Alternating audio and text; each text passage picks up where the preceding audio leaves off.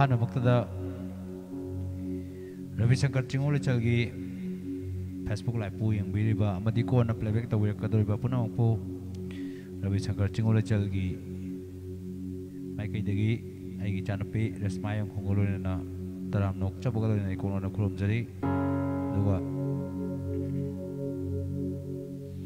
saita gi pukaida yam chauna phida kalamba duga khoi gi raktagi matamna puraktuna isori khoi atan khraba pawung kumantem prakash kidamakta awawa phungdokjari isai khara so pawung nei biram bai sai khara so khudol tamba ngamna khona jage nungsibiduna live sibu share tawiramo amadi kona playback tawirакadoriba singnasu nungsibiduna share tawiramo makada hapjariba YouTube link asi matanga nungsibiduna subscribe tawiu amadi mayamna nungsibiduna Chingolachal hariba YouTube channel sida thakachariba video khara si yengbiraga nungsibiduna like tawiramo haidra punamakki mafamda nolokjari Social Sagosem ayore Jackson mangang thauza resma yam phajathok amme Phajai Thank you ꯑꯁꯤꯗꯤ ꯃꯥꯁꯦ ꯅꯥꯕꯅꯦ ꯅꯥꯕ ꯅꯨꯃꯤꯠꯇꯨꯅ ꯐꯖꯩ ꯍꯥꯏ thank you ꯊꯥꯒꯠꯆꯔꯤ ꯉꯁꯤꯁꯦ ꯇꯁꯦꯡꯕꯗꯤ ꯏꯁꯥꯁꯦ stress ꯈꯔ ꯂꯩ ꯍꯥꯏꯇꯥꯔꯦ ꯑꯩꯒꯤ ꯑꯣꯏꯅꯅꯤꯀꯣ ꯁꯤꯁꯦ ꯁꯨꯝ ꯑꯩꯈꯣꯏꯒꯤ ꯃꯩꯇꯩꯔꯣꯟꯗ ꯍꯥꯏꯔꯒ ꯃꯤꯔꯣꯟ ꯊꯨꯡꯗꯕ ꯍꯥꯏꯇꯥꯔꯦ ꯀꯅꯥꯒꯨꯝꯕ ꯑꯃꯒ ꯃꯔꯩ ꯃꯆꯥ ꯑꯃ ꯌꯦꯠꯅꯔꯨꯕ ꯃꯤꯔꯣꯟ ꯊꯨꯡꯗꯕ ꯍꯥꯏꯕ ꯆꯨꯝꯅꯒꯤ ꯃꯤꯔꯣꯟ ꯊꯨꯡꯗꯕꯒ ꯅꯠꯇꯦ ꯃꯥꯁꯦ ꯑꯩꯈꯣꯏꯒꯤ ꯃꯤꯒꯤ ꯗꯦꯕ ꯀꯔꯃ ꯁꯣꯔꯥꯠꯀꯤ ꯕꯥꯇꯣꯟꯒ ꯇꯧꯔꯛꯑꯀꯥꯟꯗ ꯁꯣꯔꯥꯠ ꯂꯣꯏꯔꯝꯃꯅꯤ ꯍꯥꯏ ꯀꯥꯟꯗꯨꯗ ꯊꯨꯡꯕ ꯀꯥꯡꯕꯨꯅꯤ ꯁꯣꯔꯥꯠ ꯂꯣꯏꯔꯗꯤ ꯄꯣꯌꯦꯡ ꯂꯧꯅꯗꯦꯗꯅꯀꯣ ꯑꯗꯣ ꯄꯣꯌꯦꯡ ꯇꯤꯡꯗꯅꯕ ꯁꯣꯔꯥꯠ ꯂꯣꯏꯔꯝꯃꯅꯤ ꯀ ꯍꯥꯏꯕ ꯀꯥꯡꯕꯨ ꯂꯣꯏꯔꯝꯃꯅꯤ ꯀ ꯍꯥꯏꯕ ꯇꯟꯖꯥꯗꯨꯗ ꯊꯨꯡꯕ ꯀꯥꯡꯕꯨꯅꯦꯕ ꯑꯗꯨꯒꯨꯝꯕ ꯃꯤ ꯑꯃ ꯉꯁꯤꯁꯦ ꯃꯔꯩ ꯃꯆꯥ ꯑꯃ ꯌꯦꯠꯅꯔꯨꯕꯒꯤ ꯏꯁꯥꯗ ꯇꯦꯟꯁꯟ ꯈꯔ ꯂꯩꯌꯦ ꯇꯧꯕꯇꯕꯨ ꯃꯌꯥꯝꯅ ꯅꯨꯡꯁꯤꯕꯤꯗꯅ ꯍꯥꯏꯇꯥꯔꯦ ꯉꯁꯤ ꯃꯌꯥꯝꯒꯤ ꯃꯌꯥꯝꯒꯤ ꯊꯧꯒꯜ ꯉꯥꯏꯍꯥꯛ ꯇꯧꯖꯕꯁꯤꯗ ꯑꯗꯨꯝ ꯍꯥꯏꯗꯤ ꯁ꯭ꯇ꯭ꯔꯦꯁꯁꯦ ꯀꯣꯛꯆꯕ ꯑꯣꯏꯖꯒꯦ ꯍꯥꯏꯗꯅꯁꯨ ꯍꯥꯏꯖꯔꯤ ꯆꯅꯨꯔꯥꯝ ꯃꯣꯏꯔꯥꯡ ꯑꯩ ꯂꯥꯛꯑꯦ ꯆꯅꯨꯔꯥꯝ ꯃꯣꯏꯔꯥꯡ ꯆꯪꯉꯛꯄꯁꯦ ꯉꯁꯤ ꯃꯤ ꯌꯥꯝ ꯆꯪꯉꯛꯇꯧ ꯃꯥꯜꯂꯦ ꯖꯦꯛꯁꯟ ꯃꯉꯥꯡ ꯅꯤꯡꯊꯧꯖ ꯔꯦꯁꯃꯥ ꯆꯥꯛ ꯆꯥꯔꯕꯣ ꯆꯥꯛ ꯆꯥꯖꯔꯦ ꯗꯦꯕꯗꯥꯁ ꯀꯣꯟꯁꯝ ꯍꯧꯔꯁꯦ ꯕ꯭ꯔꯗꯔ ꯅꯌꯥꯝꯕ ꯌꯧꯔꯛꯂꯦ ꯑꯁ ꯌꯥꯝ ꯅꯨꯡꯁꯤꯕ ꯌꯥꯝꯕꯅꯤ ꯅꯥꯎꯆꯥ ꯂꯥꯏꯔꯦꯟ ꯃꯌꯨꯝ ꯍꯧꯊꯔꯁꯦ ꯏꯆꯟ ꯍꯣꯏ ꯗꯥꯆꯧꯕ ꯂꯨꯋꯥꯡ ꯃꯩꯇꯩ ꯆꯅꯨꯔꯥ ꯏꯕꯨꯡ ꯃꯇꯝ ꯀꯨꯏꯔꯕꯒꯤ ꯇꯨꯡꯗ ꯑꯩꯒꯤ ꯊꯥꯏꯅꯒꯤ ꯀꯥꯏꯅꯈ꯭ꯔꯕꯤꯗꯣ ꯁꯛꯄꯤꯔꯛꯑꯣ ꯉꯁꯤ ꯅꯆꯜ ꯑꯗꯣ ꯂꯥꯏꯐ ꯏꯆꯜ ꯑꯩꯅ ꯍꯥꯏꯗꯣꯏꯁꯦ ꯏꯆꯜ ꯆꯪꯉꯛꯄꯒꯤ ꯈꯨꯗꯣꯡꯆꯥꯕ ꯂꯧꯖꯔꯒ ꯑꯗꯒꯤ ꯃꯔꯨꯑꯣꯏꯅ ꯑꯗꯨꯝ ꯆꯪꯕꯤꯔꯛꯏꯕ ꯃꯌꯥꯝ ꯂꯣꯏꯅꯃꯛ ꯍꯥꯏꯖꯒꯦ ꯑꯗꯨꯝ ꯑꯗꯨꯒ ꯑꯩꯅ ꯁꯨꯝ ꯍꯥꯏꯗꯤ ꯇꯥꯍꯟꯅꯤꯡꯕ ꯑꯗꯣ ꯑꯩꯒ ꯑꯇꯩ ꯆꯪꯕꯤꯔꯛꯏꯕꯁꯤꯡꯁꯤꯗ ꯍꯥꯏꯇꯥꯔꯦ ꯑꯩꯒ ꯀꯌꯥ ꯀꯟꯅ ꯀ꯭ꯂꯣꯁ ꯑꯣꯏꯕ ꯌꯥꯎꯗ꯭ꯔꯒꯁꯨ ꯑꯗꯨꯝ ꯂꯣꯏꯅꯃꯛ ꯀ꯭ꯂꯣꯁ ꯑꯣꯏꯌꯦꯅ ꯈꯟꯖꯔꯀꯥꯟꯗ ꯑꯩꯈꯣꯏꯅ ꯉꯁꯤ ꯈꯨꯗꯣꯜ ꯇꯝꯖꯒꯗꯧꯔꯤꯕ ꯏꯁꯩꯁꯦ ꯑꯗꯨꯝ ꯍꯟꯗꯛ ꯋꯥꯛꯆꯤꯡ ꯊꯥꯁꯤꯒꯤ ꯑꯣꯏꯅ ꯍꯥꯏꯇꯥꯔꯦ ꯂꯥꯏꯚ ꯇꯧꯕ ꯈꯨꯗꯤꯡꯒꯤ ꯁꯛꯆꯕ ꯏꯁꯩꯅꯤ ꯑꯗꯨꯒ ꯃꯔꯨꯑꯣꯏꯅ ꯑꯩꯅ ꯁꯨꯝ ꯈꯟꯖꯕꯗ ꯆꯪꯕꯤꯔꯛꯏꯕ ꯃꯌꯥꯝꯁꯤꯡꯁꯤꯒꯤ ꯃꯅꯨꯡꯗ ꯁꯥꯎꯟ ꯈꯔ ꯇꯞꯄꯦꯅ ꯇꯥꯛꯄꯤꯔꯛꯑꯦ ꯁꯥꯎꯟ ꯈꯤꯇꯪ ꯂꯩꯈꯠꯆꯔꯛꯀꯦ ꯑꯗꯣ ꯑꯩꯈꯣꯏꯒꯤ ꯂꯥꯏꯐꯁꯤꯗ ꯆꯪꯕꯤꯔꯛꯏꯕꯁꯤꯡꯁꯤꯒꯤ ꯃꯅꯨꯡꯗ ꯏꯊꯛ ꯊꯣꯡꯕꯗ ꯍꯥꯏꯔꯒ ꯑꯌꯥꯝꯕ ꯗꯦꯕꯗꯥꯁ ꯀꯣꯟꯁꯝ ꯌꯥꯎꯕꯤꯔꯦ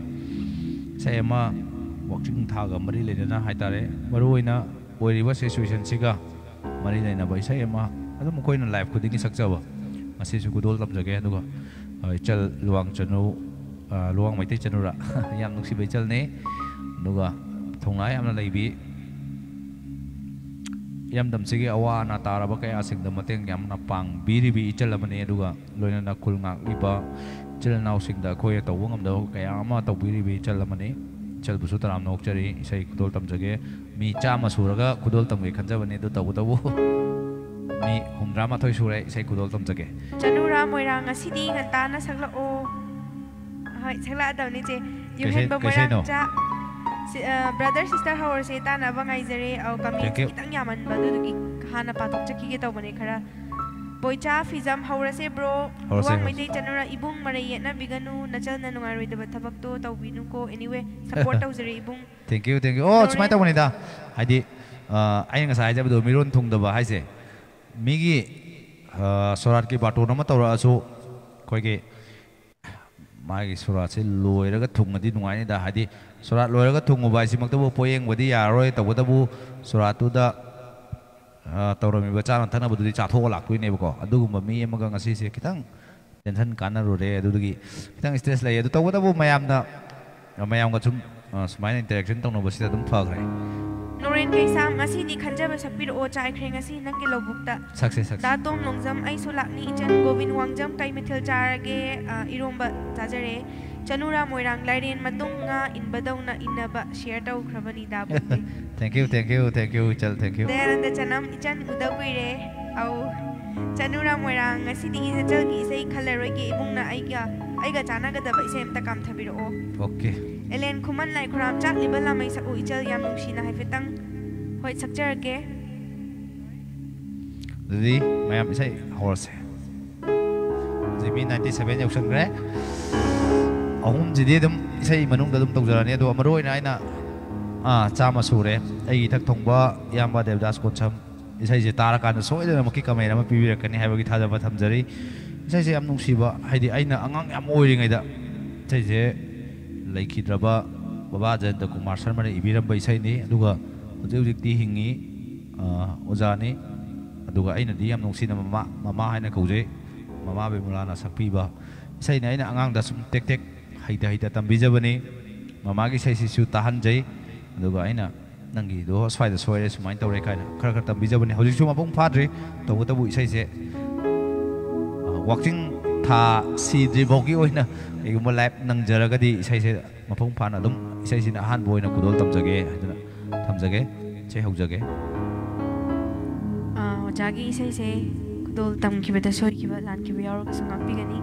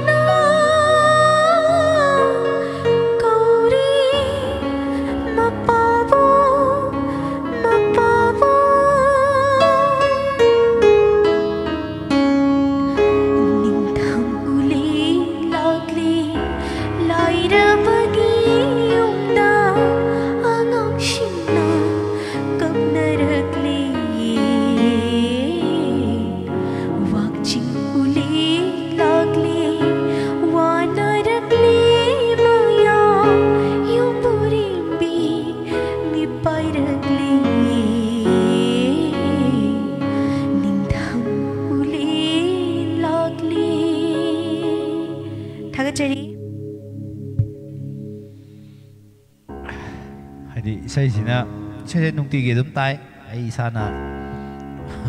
ꯌꯥꯝ ꯄꯥꯝꯅ ꯇꯝꯕꯤꯖꯕ ꯏꯁꯩꯅꯤꯅ ꯑꯗꯨ ꯏꯁꯩꯁꯦ ꯑꯗꯨꯝ ꯃꯌꯦꯛꯁꯦ ꯈꯤꯇꯪ ꯇꯥꯕ ꯑꯦꯛꯁꯄ꯭ꯔꯦꯁꯟꯁꯤꯗꯤ ꯇꯁꯦꯡꯕꯒꯤꯗꯤ ꯑꯩꯒꯤ ꯏꯆꯥꯅꯨꯄꯤꯅ ꯈꯨꯗꯣꯜ ꯇꯝꯕꯤꯔꯤꯕꯁꯦ ꯌꯥꯝ ꯋꯥꯠꯂꯤ ꯃꯃꯥꯅ ꯁꯛꯄꯤꯔꯝꯕ ꯃꯃꯥꯅ ꯁꯛꯄꯤꯈꯤꯕ ꯍꯥꯏꯇꯥꯔꯦ ꯃꯃꯥꯅ ꯁꯛꯄꯤꯈꯤꯕꯗꯨꯒꯗꯤ 100ꯇ 20% ꯐꯥꯎ ꯏꯟꯕ ꯉꯝꯖꯗ꯭ꯔꯤ ꯇꯧꯕꯇꯕꯨ ꯏꯁꯩ ꯃꯌꯦꯛꯁꯦ ꯈꯤꯇꯪ ꯇꯥꯕꯗ ꯄꯨꯛꯅꯤꯡꯗ ꯑꯗꯨꯝ ꯃꯌꯥꯝꯒꯤꯗꯤ ꯈꯪꯖꯗ꯭ꯔꯦ ꯑꯗꯨ ꯑꯩꯒꯤ ꯑꯣꯏꯅꯗꯤ ꯑꯗꯨꯛꯀꯤ ꯃꯇꯤꯛ ꯅꯨꯡꯁꯤꯕ ꯑꯗꯨꯝ ꯏꯁꯥꯗ ꯍꯥꯏꯗꯤ ꯄꯤꯔꯣꯏꯅꯕ ꯍꯥꯏꯒꯗ꯭ꯔꯥ ꯁꯥꯏꯇꯂꯣꯟꯗ ꯍꯥꯏꯔꯒ ꯑꯗꯨꯒꯨꯝꯕ ꯇꯟꯖꯥ ꯑꯃ ꯑꯗꯨꯝ ꯑꯣꯏꯕ ꯑꯗꯨꯅ ꯏꯁꯩꯁꯦ ꯋꯥꯛꯆꯤꯡ ꯊꯥꯁꯤꯃ ꯁꯤꯗ꯭ꯔꯤ ꯐꯥꯎꯕꯗꯤ ꯏꯁꯩꯁꯦ ꯑꯗꯨꯝ ꯈꯨꯗꯣꯜ ꯇꯝꯖꯒꯦ ꯍꯥꯏꯗꯅ ꯈꯟꯖꯈꯤꯕꯒꯤ ꯏꯁꯩꯁꯦ ꯈꯨꯗꯣꯜ ꯇꯝꯖꯕꯅꯤ ꯇꯥꯅꯤꯡꯗꯕ ꯀꯅꯥꯒꯨꯝꯕ ꯌꯥꯎꯕꯤꯔꯒꯁꯨ ꯉꯥꯛꯄꯤꯌꯨ ꯍꯥꯏꯗꯅ ꯍꯥꯏꯖꯔꯤ ꯗꯦꯕꯗꯥꯁ ꯀꯣꯟꯁꯝ ꯀꯀꯥꯅ ꯀꯃꯦꯟ ꯑꯃ ꯄꯤꯕꯤꯔꯛꯑꯦ ꯏꯆꯥꯒꯤ ꯈꯣꯟꯖꯦꯜꯁꯦ ꯌꯥꯝ ꯐꯖꯩ ꯏꯅꯥꯎ ꯑꯃꯗꯤ ꯏꯆꯥ ꯀꯨꯏꯅ ꯃꯤꯌꯥꯝꯒꯤ ꯁꯦꯕꯥ ꯇꯧꯕ ꯉꯝꯕ ꯏꯁꯣꯔꯅ ꯄꯤꯅꯕꯤꯁꯅꯨ ꯌꯥꯏꯐꯔꯦ ꯏꯃꯥ ꯂꯩꯕꯥꯛꯅ ꯊꯥꯒꯠꯆꯔꯤ ꯀꯀꯥ ꯊꯦꯡꯛ ꯌꯨ ꯏꯌꯥꯝꯕ ꯊꯦꯡꯛ ꯌꯨ ꯑꯥꯔ.ꯀꯦ ꯊꯧꯗꯥꯝ ꯅꯪꯕꯨ ꯑꯁꯨꯝ ꯅꯤꯡꯁꯤꯡꯗꯨꯅ ꯂꯩꯔꯦ ꯍꯥꯏꯕꯗꯨꯝꯇ ꯁꯛꯄꯤꯌꯣ ꯁꯛꯁꯦ ꯑꯇꯥꯡ ꯁꯔꯃ ꯑꯩꯁꯨ ꯌꯥꯎꯔꯦ ꯉꯁꯤꯗꯤ ꯊꯦꯡꯛ ꯌꯨ ꯁꯔꯠ ꯈꯨꯟꯗ꯭ꯔꯥꯛꯄꯝ ꯄꯨꯟꯁꯤꯒꯤ ꯑꯔꯣꯏꯕ ꯀꯨꯟꯗꯣ ꯄꯔꯦꯡ ꯃꯥꯙꯕꯤ ꯐꯤल्मꯒꯤ ꯑꯁꯤꯃꯇꯪ ꯁꯛꯄꯤꯔꯛꯑꯣ ꯌꯣꯍꯦꯟꯕ ꯃꯣꯏꯔꯥꯡꯆꯥ ꯉꯥꯏꯖꯔꯦ ꯇꯣꯟ ꯋꯥꯍꯦꯡꯕꯝ ꯀꯤꯖꯩꯅꯦ ꯑꯩꯗꯤ ꯁꯛꯄꯤꯔꯛꯑꯣ ꯔꯦꯁꯃꯥ ꯔꯣꯕꯤꯟꯁꯟ ꯅꯣꯡꯊꯣꯡꯕꯝ ꯏꯌꯥꯝꯕ ꯅꯅꯥꯎꯁꯨ ꯂꯥꯛꯆꯔꯦ ꯒꯣꯕꯤꯟ ꯋꯥꯡꯖꯝ ꯏꯁꯩ ꯍꯧꯔꯁꯤ ꯇꯥꯅꯕ ꯉꯥꯏꯔꯦ ꯖꯦꯛꯁꯟ ꯃꯉꯥꯡ ꯔꯦꯁꯃꯥꯗ ꯑꯥꯔꯕꯤꯟꯅ ꯁꯛꯄ ꯂꯥꯏꯔꯕ ꯍꯥꯏꯕ ꯏꯁꯩꯗꯣ ꯁꯛꯄꯤꯔꯛꯑꯣ ꯁꯤ ꯏꯁꯩꯁꯤꯃꯗꯤ ꯍꯣꯔꯦꯟ ꯑꯗꯨꯝ ꯂꯥꯏꯚ ꯂꯣꯏꯁꯤꯜꯂꯛꯄꯗ ꯑꯗꯨꯝ ꯁꯛꯆꯒꯅꯤ ꯉꯁꯤꯒꯤ ꯑꯣꯏꯅ ꯍꯥꯏꯇꯥꯔꯦ ꯃꯇꯦꯡ ꯄꯥꯡꯕꯤꯔꯛꯄ ꯊꯣꯛꯆꯣꯝ ꯏꯅꯥꯎꯕꯤ ꯂꯨꯄꯥ 200 ꯃꯇꯦꯡ ꯄꯥꯡꯕꯤꯔꯛꯏ ꯁꯅꯥꯊꯣꯏ ꯁꯂꯥꯝ ꯂꯨꯋꯥꯡ ꯁꯤꯁꯦ ꯑꯩꯅ ꯑꯩꯈꯣꯏꯒꯤ ꯏꯆꯜ ꯂꯨꯋꯥꯡ ꯃꯩꯇꯩ ꯆꯅꯨꯔꯥ ꯍꯥꯏꯗꯅ ꯃꯥꯒꯤ ꯐꯦꯁꯕꯨꯛ ꯑꯦꯀꯥꯎꯟꯗ ꯁꯨꯃꯥꯏꯅ ꯂꯩ ꯑꯗ ꯃꯥꯅ ꯂꯨꯄꯥ 100 ꯃꯇꯦꯡ ꯄꯥꯡꯕꯤꯔꯛꯏ ꯊꯦꯡꯛ ꯌꯨ ꯊꯥꯒꯠꯆꯔꯤ ꯗꯌꯥꯅꯟꯗ ꯆꯅꯝ ꯆꯤꯛꯂꯕ ꯍꯥꯏꯕꯗꯣ ꯑꯝꯇ ꯁꯛꯄꯤꯔꯛꯑꯣ ꯑꯗꯣ ꯉꯁꯤꯁꯦ ꯃꯌꯥꯝꯗꯁꯨ ꯑꯗꯨꯝ ꯑꯩꯈꯣꯏꯒꯤ ꯀꯦꯞꯁꯟꯗꯁꯨ ꯊꯝꯖꯕꯅꯤ ꯄꯥꯕꯨꯡ ꯃꯅꯨꯡ ꯃꯇꯝ ꯆꯥꯔꯦ ꯍꯥꯏꯗꯅꯗꯤ ꯏꯁꯣꯔꯅꯗꯤ ꯂꯧꯕꯤꯈ꯭ꯔꯕ ꯍꯥꯏꯇꯥꯔꯦ ꯑꯗꯨꯒ ꯏꯁꯩꯕꯨ ꯄꯥꯝꯖꯕ ꯑꯩꯈꯣꯏꯒꯤ ꯑꯣꯏꯅꯗꯤ ꯅꯤꯡꯉꯝꯗꯕ ꯑꯃ ꯑꯋꯥꯠꯄ ꯑꯃ ꯂꯩꯍꯧꯔꯕ ꯄꯥꯕꯨꯡ ꯈꯨꯃꯟꯊꯦꯝ ꯄ꯭ꯔꯀꯥꯁ ꯃꯥꯅ ꯏꯕꯤꯔꯝꯕ ꯏꯁꯩ 2-3ꯇꯪ ꯈꯨꯗꯣꯜ ꯇꯝꯅꯕ ꯁꯦꯝ ꯁꯥꯖꯔꯤ ꯃꯌꯥꯝꯅꯁꯨ ꯅꯨꯡꯁꯤꯕꯤꯗꯨꯅ ꯏꯁꯩꯁꯤꯡꯁꯤꯗꯗꯤ ꯇꯥꯕꯤꯌꯨ ꯍꯥꯏꯗꯅ ꯊꯝꯖꯒꯦ ꯁꯨꯁꯤꯂꯥ ꯆꯅꯨ ꯏꯁꯩ ꯍꯧꯔꯁꯦ ꯔꯤꯆꯥꯔꯗ ꯅꯤꯡꯉꯣꯝꯕꯝ ꯌꯥꯝꯅ ꯅꯨꯡꯁꯤꯌꯦ ꯃꯌꯥꯝꯅ ꯈꯟꯕꯤꯔꯛꯄ ꯏꯁꯩꯁꯨ ꯑꯗꯨꯝ ꯈꯨꯗꯣꯜ ꯇꯝꯖꯒꯦ ꯑꯗꯨꯒ ꯄꯥꯕꯨꯡꯒꯤ ꯏꯁꯩꯁꯤꯡꯁꯤꯁꯨ ꯇꯥꯕꯤꯌꯨ ꯍꯥꯏꯗꯅ ꯊꯝꯖꯒꯦ ꯔꯤꯍꯥꯔꯠ ꯅꯤꯡꯉꯣꯝꯕꯝ ꯌꯥꯝꯅ ꯅꯨꯡꯁꯤꯌꯦ ꯏꯁꯩꯁꯦ ꯊꯥꯒꯠꯆꯔꯤ ꯗꯥꯇꯣꯝ ꯂꯣꯡꯖꯝ ꯊꯃꯣꯏꯁꯦ ꯀꯥꯏꯔꯦꯗ ꯏꯆꯟ ꯊꯦꯡꯛ ꯌꯨ ꯊꯃꯣꯏꯗꯤ ꯀꯥꯏꯍꯜꯂꯣꯏꯁꯤ ꯊꯃꯣꯏꯗꯤ ꯑꯀꯥꯏꯕꯗꯨꯗꯤ ꯃꯦꯟꯁꯤꯟꯁꯤꯀꯣ ꯆꯅꯝ ꯁꯟꯖꯣꯏ ꯈꯣꯟꯖꯦꯜ ꯌꯥꯝꯅ ꯐꯖꯩ ꯊꯥꯒꯠꯆꯔꯤ ꯌꯣꯍꯦꯟꯕ ꯃꯣꯏꯔꯥꯡꯆꯥ ꯋꯥ ꯑꯩꯒꯤꯗꯤ ꯋꯥ ꯍꯥꯏꯔꯗꯤ ꯂꯣꯏꯔꯦ ꯊꯥꯒꯠꯆꯔꯤ ꯍꯤꯌꯨꯁ ꯑꯉꯝꯕ ꯃꯇꯦꯡ ꯇꯧꯕꯤꯌꯨ ꯏꯌꯥꯝꯕ ꯀꯨꯟꯖꯕꯤꯍꯥꯔꯤꯒꯤ ꯄꯨꯟꯁꯤꯁꯤꯅ ꯑꯍꯥꯟꯕ ꯃꯪꯐꯥꯎꯅꯔꯛꯄ ꯍꯥꯏꯕ ꯏꯁꯩꯗꯣ ꯑꯝꯇ ꯈꯣꯡꯕꯤꯌꯨ ꯏꯌꯥꯝꯕ ꯇꯧꯁꯤ ꯁꯛꯁꯦ ꯍꯤꯖꯝ ꯄꯕꯤꯇ꯭ꯔꯥ ꯆꯥꯛꯂꯤꯕ ꯂꯥꯃꯩ ꯁꯛꯁꯦ ꯍꯤꯌꯨꯁꯅ ꯂꯥꯟ ꯄꯥꯝꯗꯦ ꯑꯩꯈꯣꯏ ꯍꯥꯏꯕ ꯏꯁꯩꯗꯨꯁꯨ ꯑꯃꯨꯛ ꯈꯣꯡꯕꯤꯌꯨ ꯏꯌꯥꯝꯕ ꯇꯧꯁꯤ ꯉꯁꯤ ꯕꯤꯀꯦꯟ ꯑꯔꯥꯝꯕꯝ ꯑꯃꯨꯛ ꯍꯧꯔꯦ ꯏꯌꯥꯝꯕ ꯍꯣꯏ ꯍꯧꯔꯁꯦ ꯒꯣꯕꯤꯟ ꯋꯥꯡꯖꯝ ꯈꯣꯟꯖꯦꯜꯗꯣ ꯌꯥꯝ ꯐꯖꯩ ꯁ꯭ꯇꯦꯖꯇ ꯄꯔꯐꯣꯔꯃꯦꯟꯁ ꯄꯤꯕ ꯌꯥꯔꯅꯤ ꯊꯥꯒꯠꯆꯔꯤ ꯊꯦꯡꯛ ꯌꯨ ꯏꯔꯥꯡꯁꯦ ꯈꯤꯇꯪ ꯅꯝꯊꯔꯀꯥꯟꯗ ꯃꯌꯥꯝꯒꯤ ꯍꯥꯏꯗꯤ ꯂꯥꯏꯐꯁꯤꯕꯨ ꯆꯪꯕꯤꯔꯛꯏꯕ ꯃꯌꯥꯝꯒꯤ ꯂꯩꯀꯥꯏꯗ ꯑꯗꯣꯝꯒꯤ ꯂꯩꯀꯥꯏꯗ ꯊꯧꯒꯜ ꯇꯧꯕ ꯉꯝꯅꯕ ꯍꯣꯠꯅꯖꯒꯦ ꯃꯌꯥꯝꯅꯁꯨ ꯅꯨꯡꯁꯤꯕꯤꯗꯨꯅ ꯀꯧꯕꯤꯔꯛꯎ ꯍꯥꯏꯗꯣꯏꯅꯤ ꯏꯆꯟ ꯑꯩ ꯂꯥꯛꯆꯔꯦ ꯉꯁꯤꯒꯤ ꯑꯣꯏꯕ ꯏꯁꯩ ꯈꯟꯖꯔꯛꯑꯒꯦ ꯂꯤꯁꯀ ꯈꯟꯗꯣꯛꯑ ꯊꯝꯕ ꯃꯥꯜꯂꯤꯀꯣ ꯏꯁꯩ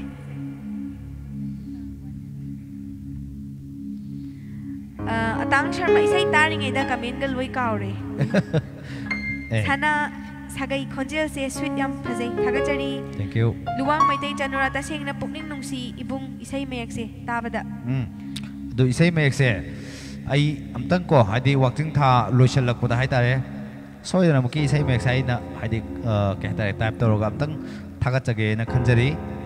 ꯍꯥꯏꯗꯤ ꯏꯁꯩ ꯑꯣꯏꯅ ꯁꯛꯈ꯭ꯔꯀꯥꯟꯗ ꯏꯁꯩ ꯃꯌꯦꯛꯁꯦ ꯀꯔꯤ ꯍꯥꯏꯔꯤꯅꯣ ꯀꯥꯏꯅ ꯈꯪꯍꯧꯗꯕꯁꯨ ꯑꯗꯨꯝ ꯌꯥꯎꯋꯦ ꯑꯗꯨ ꯇꯧꯕꯇꯕꯨ ꯂꯥꯏꯔꯕꯁꯤꯡꯗ ꯋꯥꯛꯆꯤꯡꯒꯤ ꯎꯂꯦꯟꯕꯨ ꯀꯤꯖꯕꯁꯤꯡꯗ ꯁꯩꯊꯥꯔꯝꯕ ꯄꯥꯕꯨꯡ ꯕꯤꯖꯦꯟꯗ꯭ꯔ ꯀꯨꯃꯥꯔ ꯁꯔꯃ ꯃꯥꯅ ꯏꯕꯤꯔꯝꯕ ꯏꯁꯩꯁꯦ ꯃꯌꯦꯛꯁꯤꯗ ꯂꯩꯔꯤꯕ ꯂꯣꯖꯤꯛꯁꯦ ꯑꯗꯨꯛꯀꯤ ꯃꯇꯤꯛ ꯍꯥꯏꯗꯤ पाबुंगना हनबीरंबदसु हाइतारे Koyna नकना जरिंगै मतमदा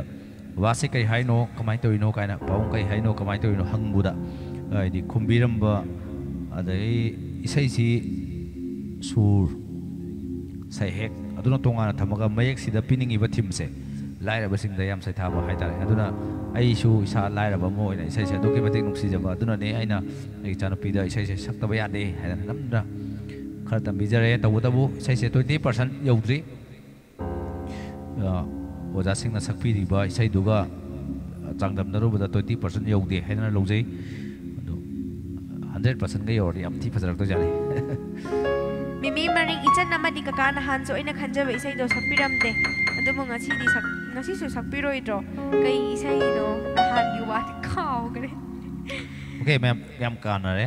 punsi se asum na loi radra full support ne mayam ba gidi na oi khoi di thank you Prioberta maitai ning thauza pun nungsi nungol hongna thadom ta sakpiro sakse ton em ke khuman live na ibada waza batu ginida yeng da baga ya ponte da live se Asok Kumar sarang them lai ba sakpiro Arvin gi abung thokchom yai fare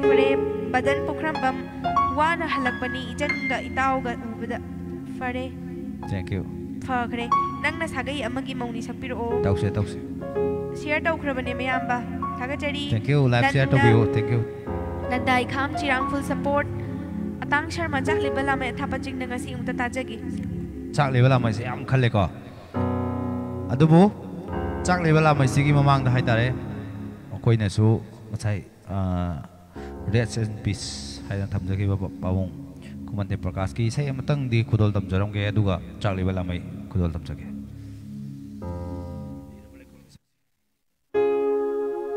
Mayam isai simadi pabung ki khanbiraga haitare ngarang ga nahan ga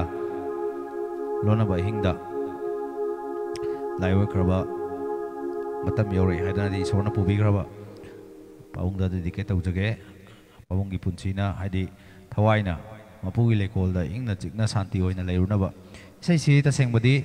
mayamna surgi ning thorel haira khangna ba wa pahari na sapiram bai sai ni aduga pabung Kumante Prakash na yamna marik chumna ibiram bai sai ne do isai se khoina kudol tambadadi matikti am chajadaba tabu asi pawung isai ani hum tawrsu kudol tamjadaba yade khanjaraga isai je kudol tamjabani khanbiraga mayamna su nungsibiu haidana thamjage aduga isai sima tasengmadi isai je pareng oina saksaning wani tabu mayamna khanbirak ko isai se yaman kibana pawung na ibiram bai isai singse marak ta thechage isai ahum mari tang marak ta thechage haibo wafam seba thamjage sai kudol tamjari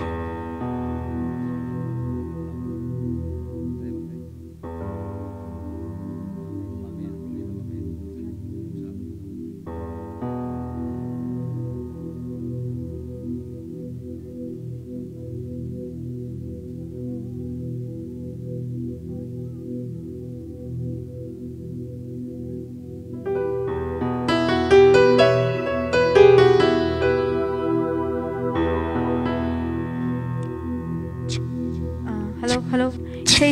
Hello check. Isai soi kiba nan kiba yaraga sumang pigani.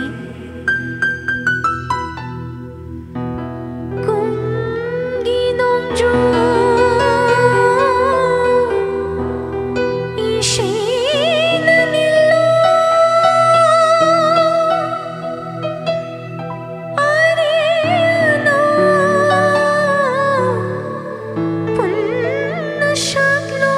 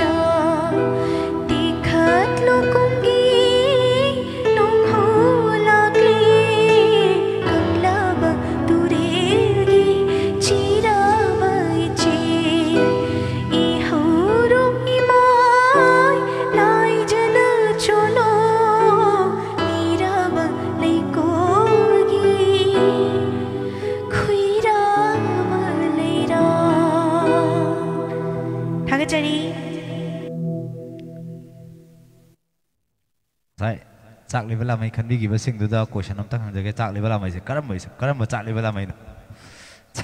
chak level la mai jai sai ani sui nung pongan ba mangal isa ichan punsi ngak la punsim ta sakpiro o gambhira sarang them horame tami judin ai gi nung sibadi maman nai de haba isa do sakpiro o yumna mani han ba thengna jabani from Jiribam o channel se follow tokshin biramo aduga makha da hapchari ba YouTube ki link du da changbiraga subscribe to biramo aduga like sisu share to biramo anan mongjam ngai di ba yamna warawe sapiro kai hai ni suwa amtang kai biro kai sei khanbi ki bri sei pathuk chakhite tang sharma oja prakash ki sei do hana tajerage chube punsi se asum na loy ramilu ani gi wari do sapiro sister ash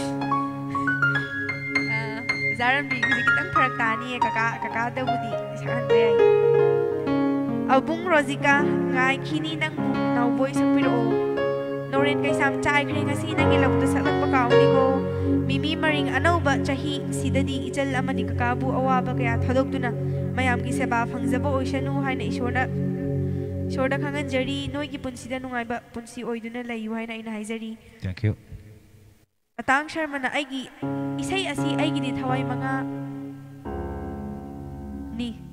thawai manga gi masak niko. Thank you. Rajesh mangang cha khoyum lai gi machara amta sapiro.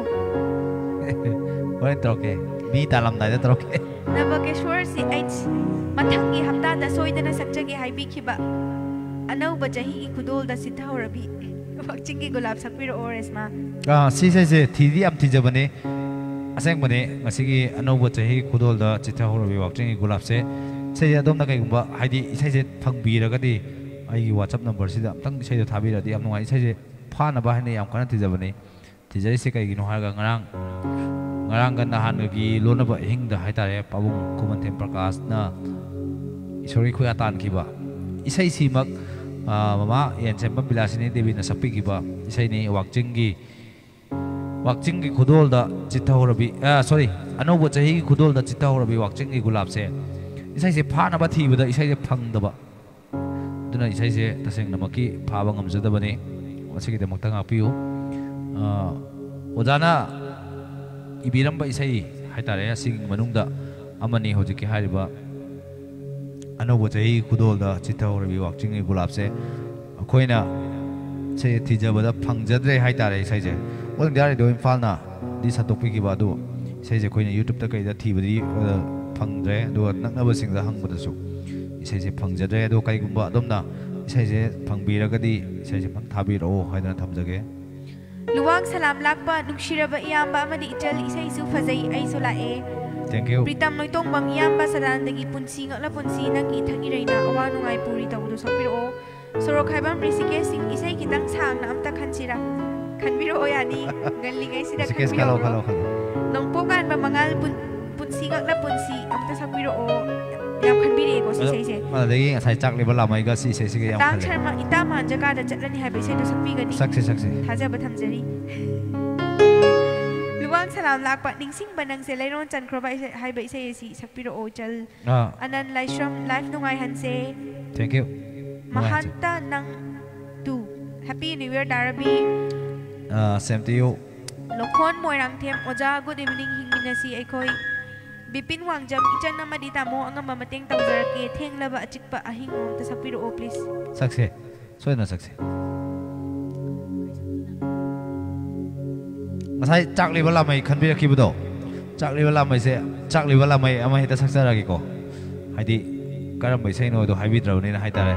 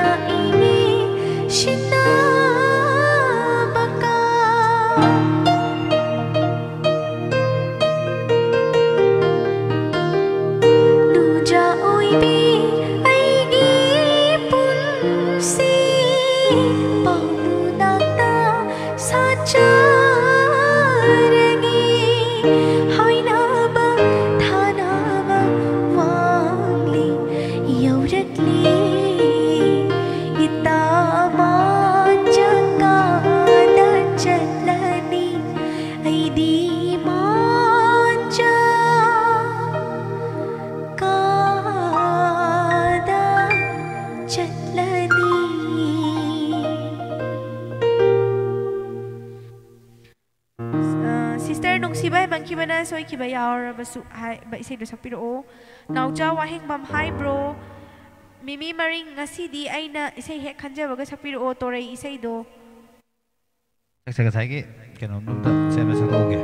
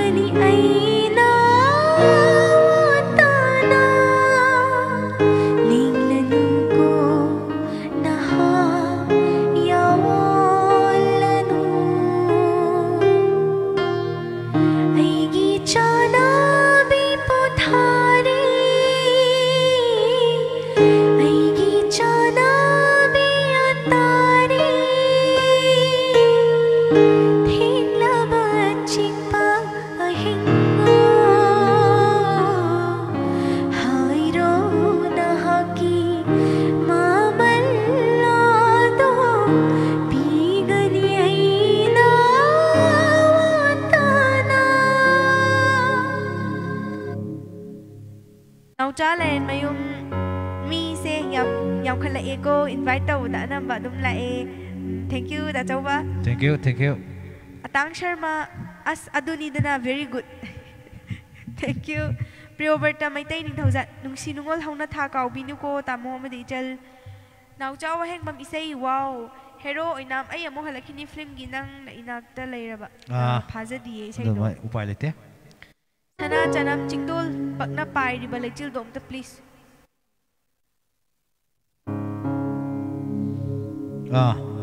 Mathangi khudong taw soi sakjarage sei dum waro birano.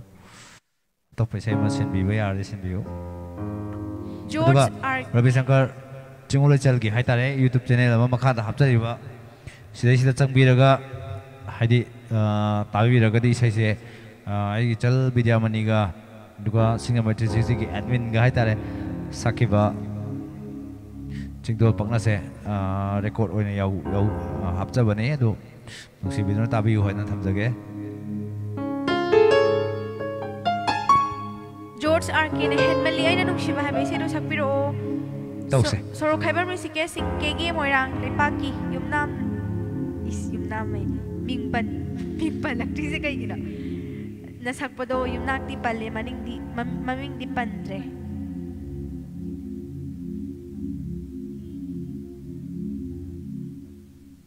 do isay je phadi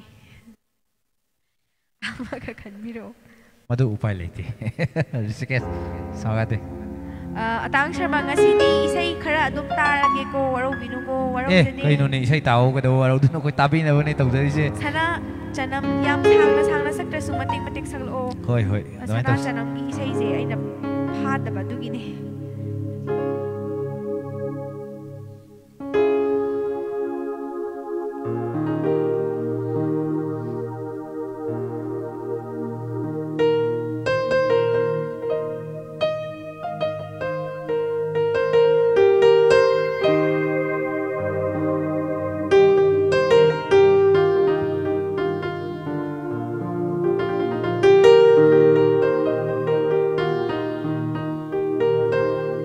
Ojit moirangcha ngaiki gadra laklaroi taba ma budu saglo anan laisham ojap kunja bihari inang se thawai ni nusibai tagi hero oinam hayeng soidana sakpiro mimi maring sakpiro na han su sakpirakte naw chawa hek bambro mani ije chingda lamai chak panatti haibi sai ta sak amukta Lalikha wangmai yamna nungai bro mati sister isai se thagachari Chiti Sharma yam nung si isay se ay ꯑꯩꯁꯨ ꯏꯁꯩ ꯑꯝꯇ ꯈꯟꯖꯒꯦ ꯀꯣꯝꯕꯤꯔꯩ ꯐꯤल्ꯝꯒꯤ ꯍꯣ ꯍꯣ ꯈꯣꯏꯃꯨ ꯇꯣꯝꯇ ꯁꯛꯄꯤꯔꯛꯑꯣ ꯌꯥꯒꯗ꯭ꯔꯥ ꯉꯥꯡ ꯊꯣꯛꯆꯣꯝ ꯏꯁꯩ ꯑꯩꯁꯨ ꯇꯥꯕꯗ ꯂꯩꯖꯔꯤ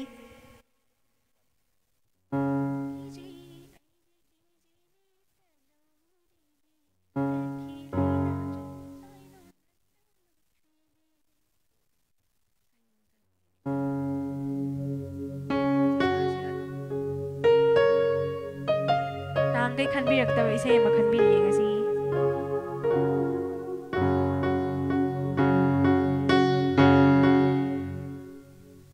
ꯁꯤꯁꯦ ꯌꯥꯝ ꯄꯥꯝꯃꯨꯏ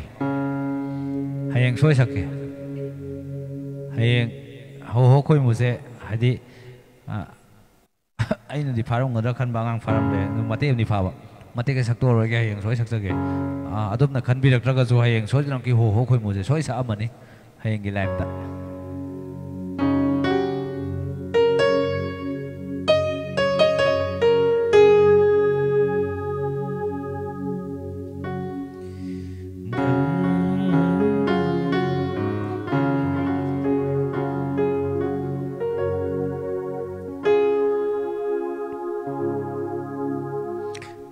이세 작도 왔어요.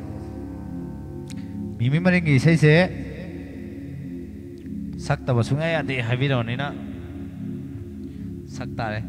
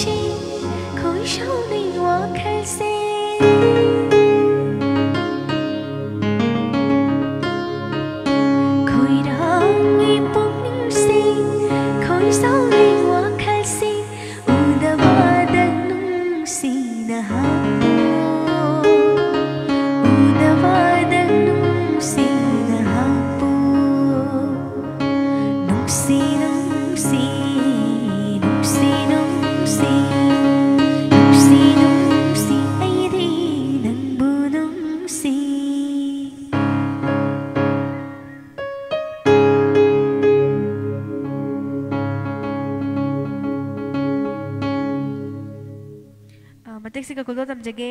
ꯁꯣꯔꯣꯛꯈꯥꯏꯕꯝ ꯔꯤꯁꯤꯀꯦꯁꯤꯡ ꯑꯃꯃꯨꯛ ꯁꯤꯟꯇꯣꯛꯀꯦꯗ ꯁꯤꯜꯂꯛꯑꯣ ꯁꯤꯜꯂꯛꯑꯣ ꯑꯅꯨ ꯕ꯭ꯔꯍꯃꯆꯥꯔꯤ ꯆꯦ ꯏꯁꯩ ꯐꯖꯕ ꯑꯝꯇ ꯅꯅꯥꯎꯄꯤꯒꯤ ꯃꯥꯟꯖ ꯅꯪꯕꯨ ꯇꯥꯕꯔꯥ ꯍꯥꯏꯌꯨ ꯇꯧꯕꯗꯣ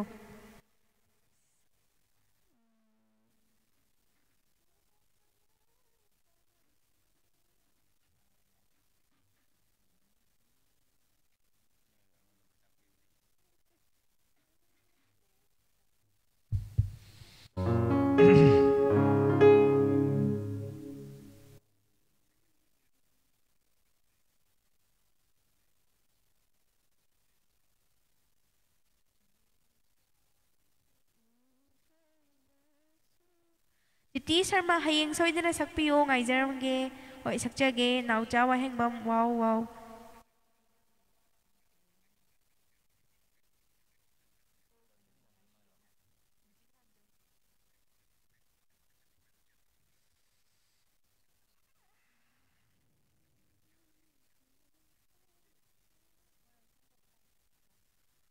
moirang them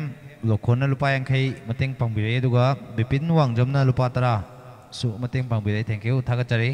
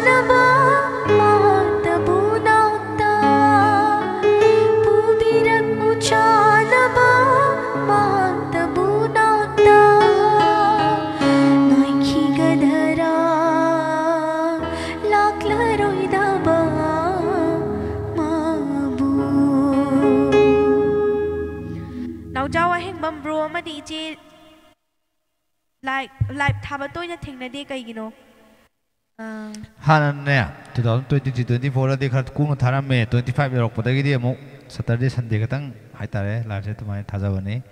Saturday Sunday से कोई बेट कमेंट पिरो इधर बतन जाए यंग हाई तारे हदी कोई बेट कमेंट से हम तो ही लाए इरांग से हम कल लगा नोइन से इसे नुमाई तौले रे का इनको दुना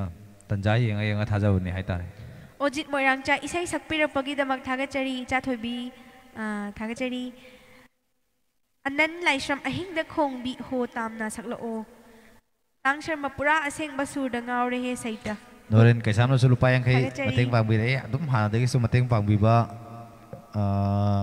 Ravi Shankar chingole chal gi donor ai tare donor group ma semjar ani donor group se semada Noren kaisam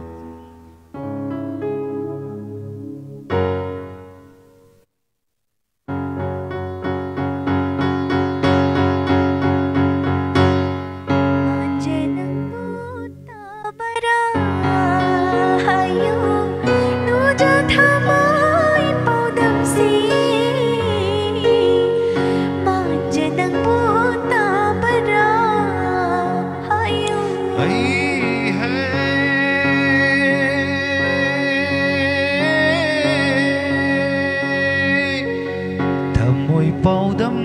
तारिये सानो लोई बिचिंगना थिंगमलो थमोई पाउदम तारिये सानो Pating sigat. Kudol tam. Yam sang so ise parang tani. Noren kay sa piro o chai kre.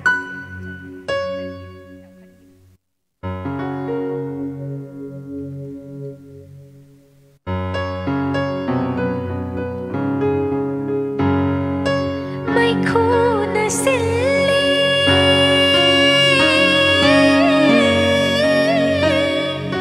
nang inom dulce.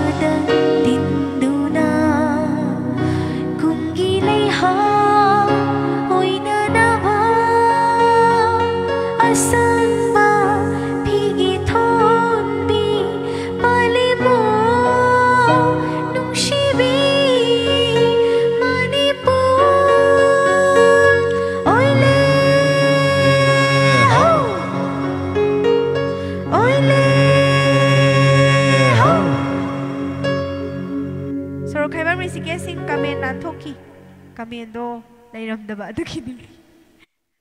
isay khan giba oramgani isay do amka ibiro kamienje kanta mangthokhibaini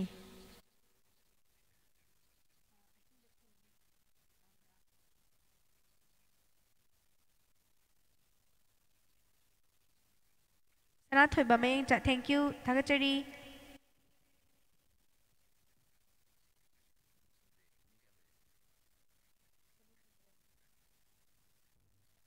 khoi nang sai hai tare pawongi sai kara kudol tamguda wal hori sai singji kudol tamna bon to hona jage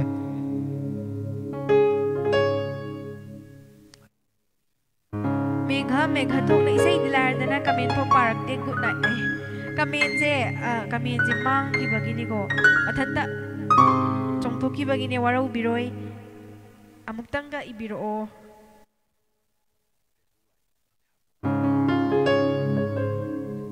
Kanglay ima Rosan Hyang gidoy as kaino bro sige singa si di ay na phad ba khang da isay ngata Kanglay ima si khang di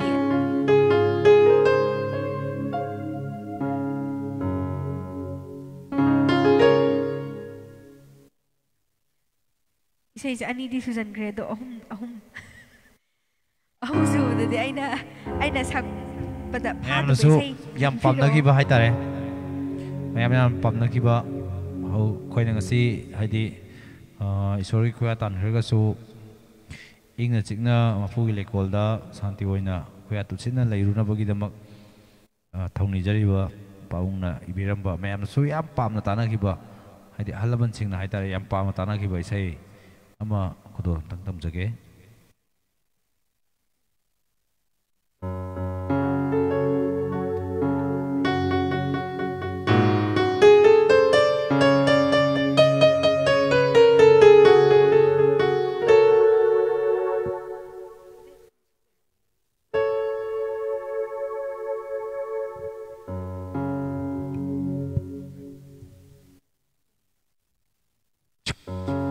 Halcik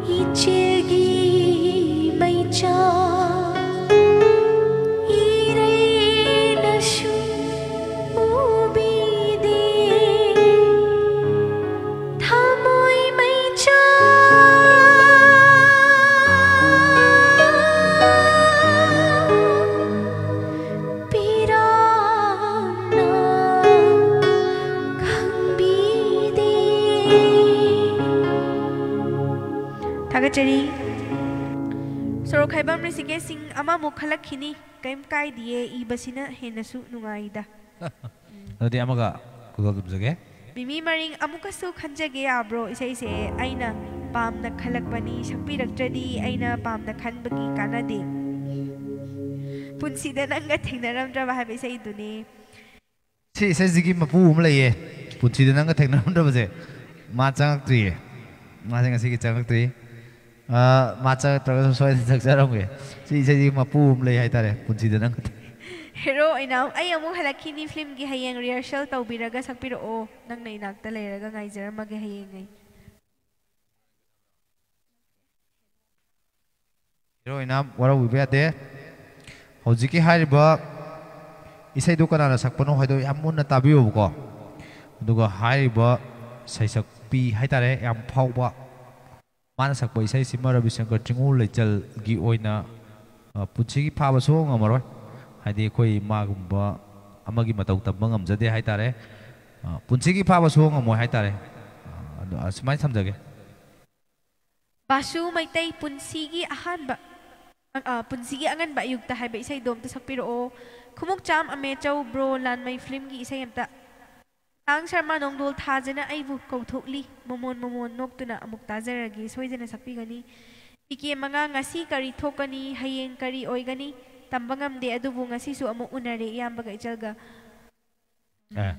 O Kaim Thok Jingay Dum Munagini Kaim Thok Jingay Dum Munasiko Atang Sharma Gi Nongdol Thajasi Lat Taumale Sarat Hoiba Mayeng Ja Tumba Java Khandana Iba Isai Nongdol Tajagi Nauja wahing bambro pung kaya phau live thagi akak na ba pung limit lai zade ado yam thena su thajade ado tara khara hena pa saida ado thengman bada tara ma thu hen basu am yaw tara ma thu makha hen basu yawe mayam na dum pam ado bu hoi ningtham tha matamina hai tare hojik pung mapan ga minute tare chasale adu mapan makha dai bo थारगा है तारे तुम्हारे लोचन में तौसी हेंग मयाम कितंग खोंबिरो मबुक यामगदी तुम हेंग कितंग थेंग अंग तौसी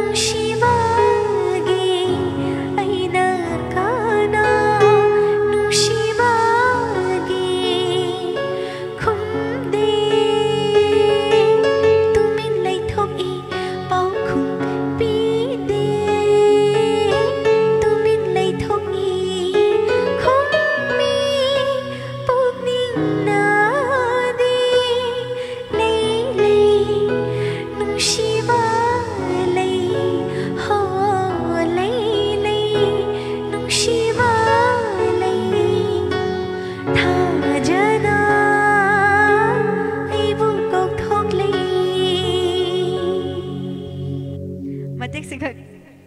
ꯈꯨꯗꯣꯜ ꯇꯝꯖꯒꯦ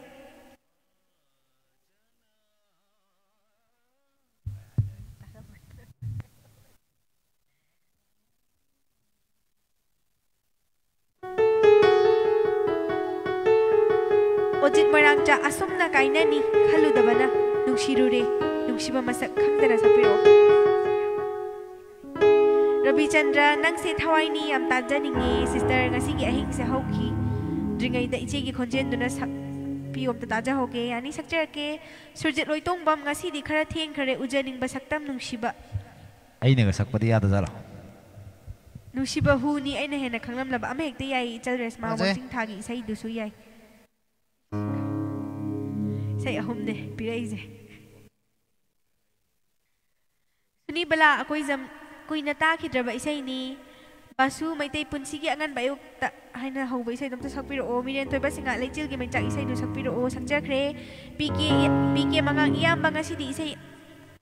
matang ta jage sorry na sakpa lira fajabasu ai khaktani haina sai hauba do tawre Kasai de arang boy sai sakju mama lego atapang antani lo sala ba taus Soro khaibam ni sike sing na ikai ra nu asidi lang aro se yam khana ikai ra nu engon da sapir o surma gi do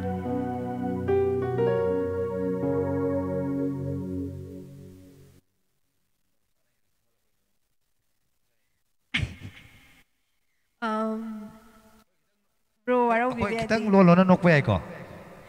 Ni surma gi sai si ja bok ta dari ai Ataba mi budi yaw ko ahong kan da ahong kan di Ikai ni yaw na do waro bi bi de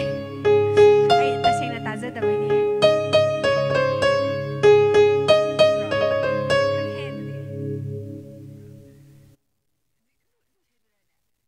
Hajiki ka kan ko bai sai ni khage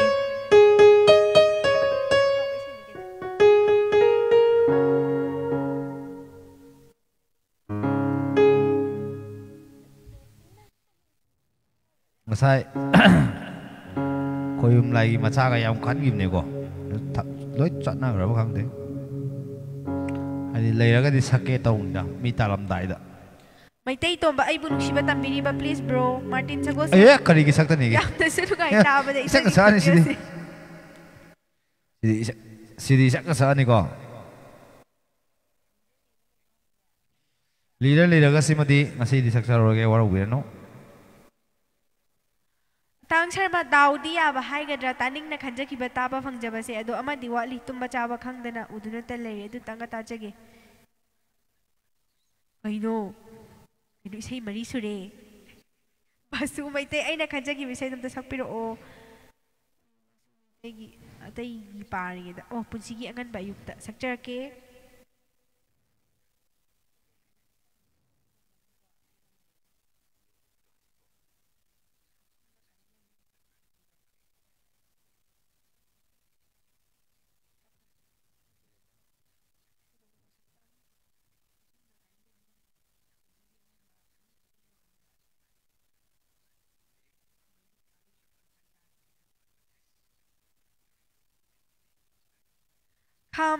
Khamba wangjam tore film gi tatlaba nung shigi chil ni hai bai sai dom ta sakpiro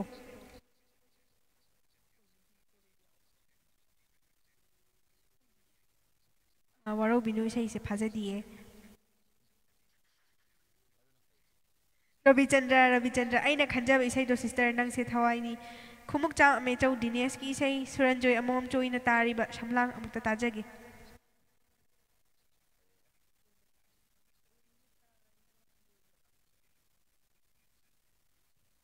Martin Sagos Sam Surmagi waro de kanada su haldo sakpiro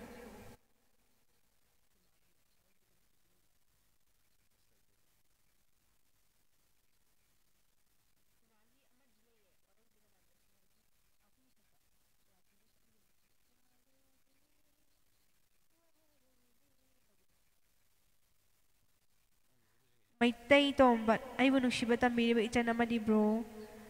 Nau chawa heng bam bro madi itche ai gi sai kaw khraba male ngaire na kamin do mangi bai ni amu amuka khala o ne micro zami dom bi hai chana madi bro gi mafam de gi isai amta khanja gi aga dro yani khanbiro Masidi Rubi isai se Faja bai sai kan khale ꯑꯩꯈꯣꯏꯅ ꯁꯛꯄ ꯉꯝꯗꯕ ꯉꯥꯛꯇ ꯉꯥꯏꯔꯦ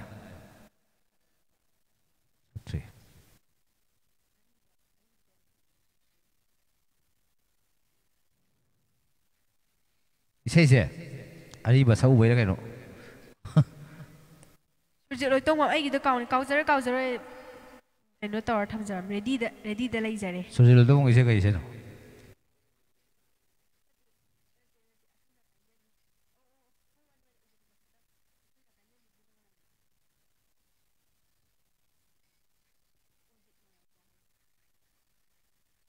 ꯈꯥꯏꯕ ꯃꯁꯤꯀꯦꯁꯤꯡ ꯑꯩꯅ ꯁꯥꯒꯠꯂꯛꯄ ꯅꯪꯕꯨ ꯅꯨꯡꯁꯤ ꯋꯥꯈꯜꯗꯣ ꯄꯨꯡ ꯐꯥꯔꯦ ꯉꯁꯤꯗꯤ ꯑꯩꯁꯦ ꯅꯪꯒꯤ ꯑꯣꯏꯔꯦ ꯅꯣꯛꯆꯔꯤꯕꯅꯤ ꯏꯊꯟꯇ ꯑꯣ ꯈꯪꯉꯦ ꯁꯤ ꯆꯦ ꯁꯔꯃꯥꯒꯤ ꯈꯪꯉꯦ ꯁꯤꯁꯦ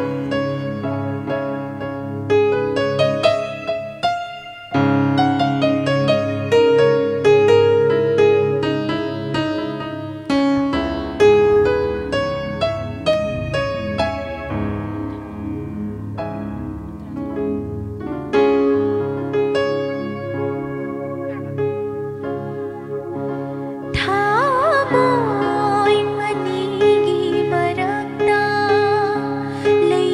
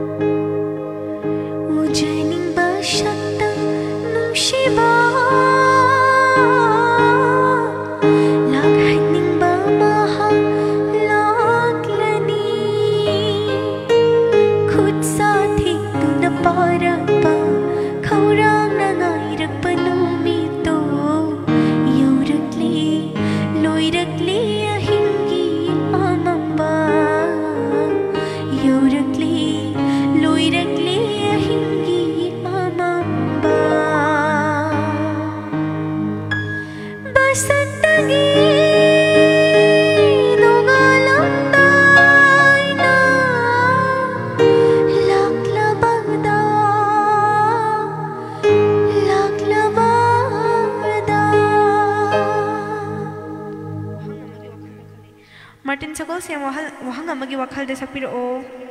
नबकेश्वर इसे मेक तो सोइदना थाजर के अदुबु ngasi थबल द नाउजबी थबल काइना बता none सपिरो 9:21 p.m. Lock screen. Unlocked. Shadia popcorn. Say ani suri khanda amadi sipiro please machine ahan mani khajaba.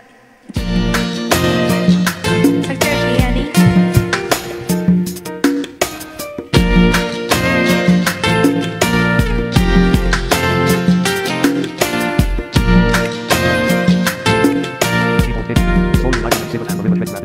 Okay. People.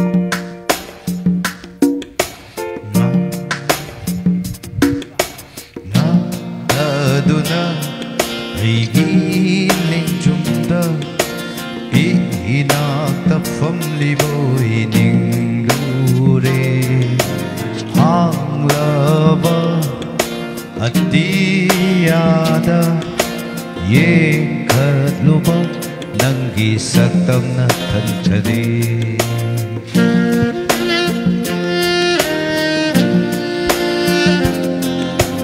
na thaduna aigi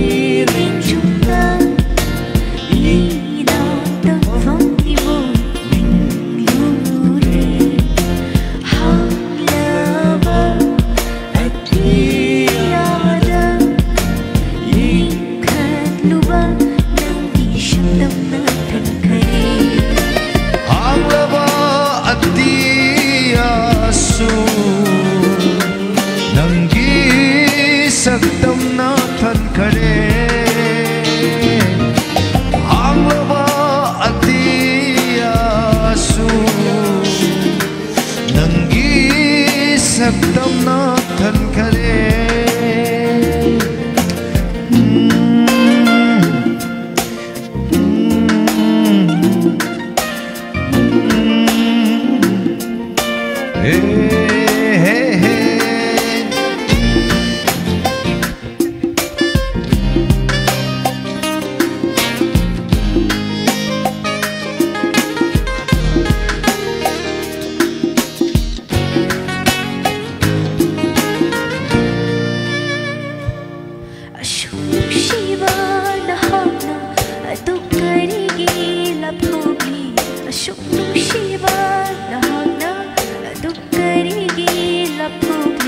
Laglo pa mo binuksibi O lagi nang bunga sidi Laglo pa mo binuksibi O lagi nang bunga sidi Aigi hang labaw Pambom sina Nung siba tambiriba Lontok trawa saktam ni nahaki Nukliba Vidokta Kangkaw na halimu Mafakandara Ay bu Nung siba tambiriba Lontok trawa saktam ni nahaki Nukliba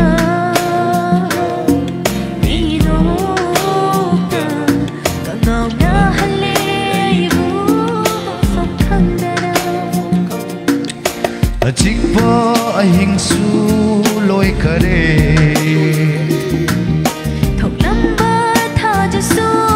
chang khare Chikpa ahing su loi kare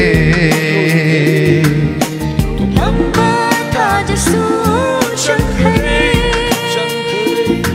Adubu taduna Lay hore na kung sida Amumin ang diwa ay si Amumin ang diwa ay si Amumin ang diwa ay si Amumin ang diwa ay si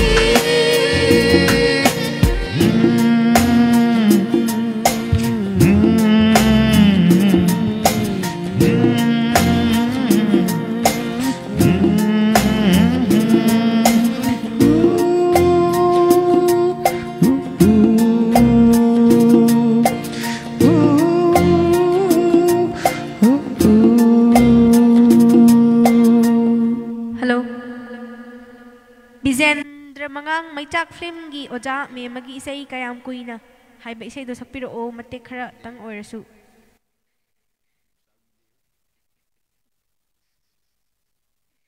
Martin sago se am wahang amagi wakhal de sakpiro o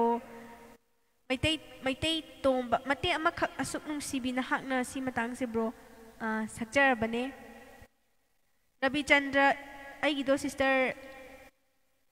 Naucha waheng bam chingda la mai chak panati aigi thamoi da chak pani sidi kakagi isai ni Soran joy amom aigi do sakpira roi dro adudi tumage ram isi khan gi no kaw gare basu maitai punsi gi angan bayuk sida Mimi maring na lupa kai matek pamgire edo wa surgery loi tok malu lupa kai matek pamgire thank you ta ga chari Martin sago se koi donor nga tangai le tawri matek pamgire ai su ani sure khan ba amadi sakpiro o ngasi na han ba khanja bani chal kai sai no wahang amagi wakhal se kar bo duno haidi okay enta liem ba hekro jang idombi nang na aigi damak te lepira ba hai sai do sakpiro o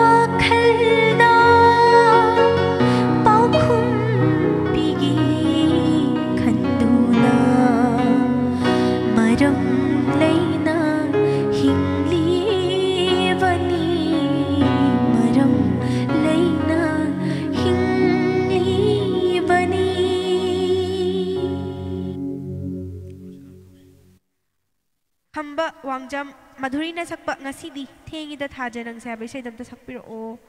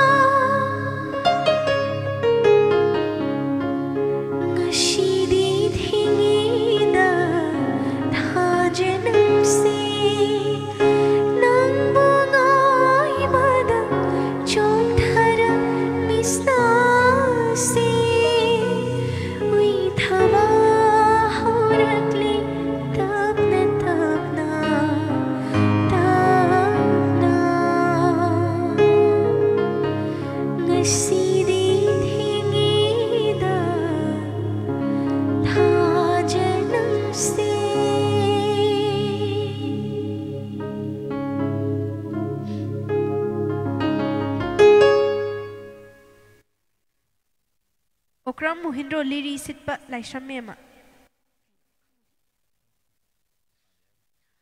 Kumukjam Amechau Karamna Kaurasige have a say them to Sakpiro. Yam toy say da. Korangi Putting says a jagre. Momo hijab Tamoy and Sakpiro. Ojit Morang Chat. Thank you, Chatobi. Basu Maite Yam Penjari, God bless you, Tagachari, Bizet Ramangang, my chap frame, Yoja Mama Mamagi, Isai Camp Queen, Asum the high with the Matem Tower to Sakpiro.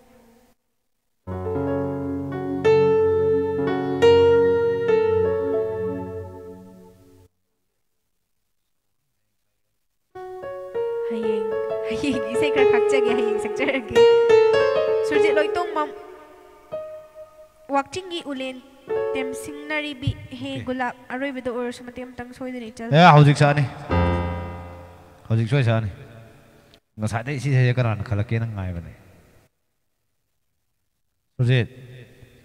nang are good. Koi kar tok ke. Sujit is good. Hadi sai se. Mamang da kana no yam khalam bane ko. Igi wakching gi ulen tem singnari kalam bane.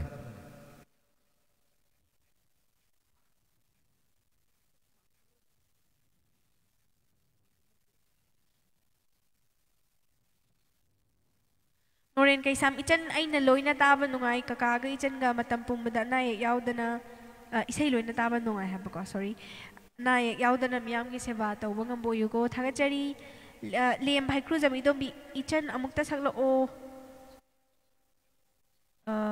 nang na ay gida maglipira ba. So kaiban Risikes Lloyd rifaw bata kini. Naw chawa hin bambro man di ijeng isay taraga chak cha doy ni. Henge da. Spag ta draw.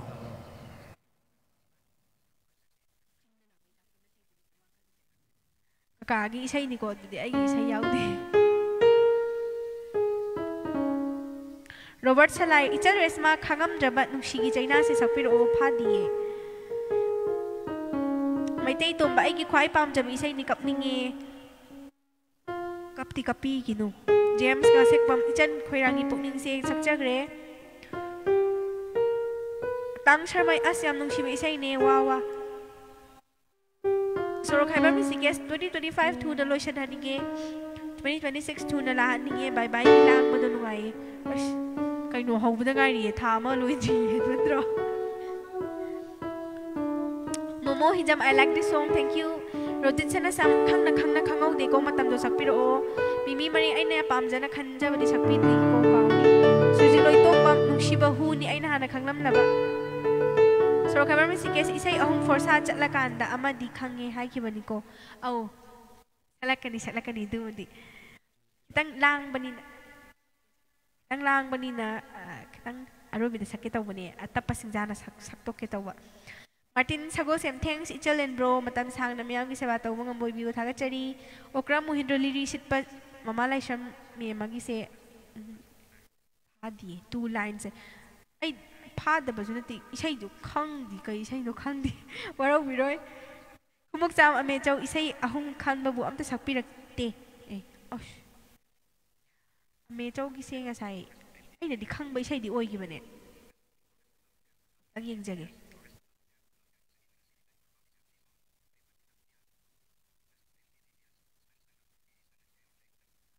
sai je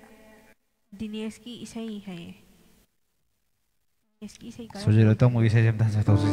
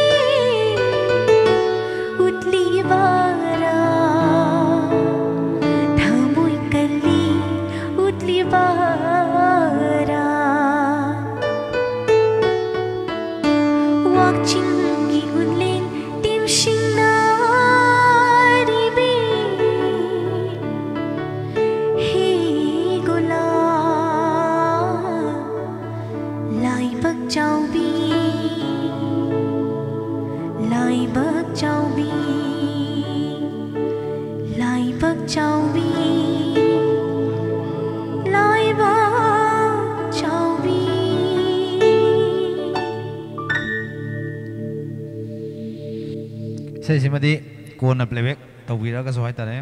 ꯑꯩꯒꯤꯁꯨ ꯌꯥꯝ ꯅꯨꯡꯁꯤꯕ ꯏꯌꯥꯝꯕ ꯀꯛꯆꯤꯡꯗꯒꯤ ꯏꯌꯥꯝꯕ ꯅꯥꯎꯔꯦꯝ ꯃꯪꯒꯤꯖꯥꯎ ꯑꯗꯨꯒ ꯂꯣꯏꯅꯅ ꯑꯩ ꯃꯔꯨꯞ Johnson ꯊꯣꯛꯆꯣꯝꯗꯁꯨ dedicate ꯇꯧꯖꯒꯦ ꯁꯛꯆꯈꯤꯕ ꯏꯁꯩꯁꯦ ꯍꯥꯏꯗꯤ ꯏꯁꯩꯁꯦ ꯇꯁꯦꯡꯕꯗꯤ ꯑꯩꯒꯤ ꯃꯔꯨꯞ ꯖꯣꯟꯁꯟꯅ ꯍꯥꯏꯇꯥꯔꯦ ꯐꯪꯗ꯭ꯔꯕ ꯌꯨꯇ꯭ꯌꯨꯕꯇꯁꯨ ꯃꯌꯥꯝꯅ ꯊꯤꯕ ꯐꯪꯉꯣꯏ ꯔꯤꯁꯤꯀꯦꯁꯅ ꯍꯧꯖꯤꯛ ꯈꯟꯕꯤꯔꯛꯏ ꯏꯁꯩꯁꯦ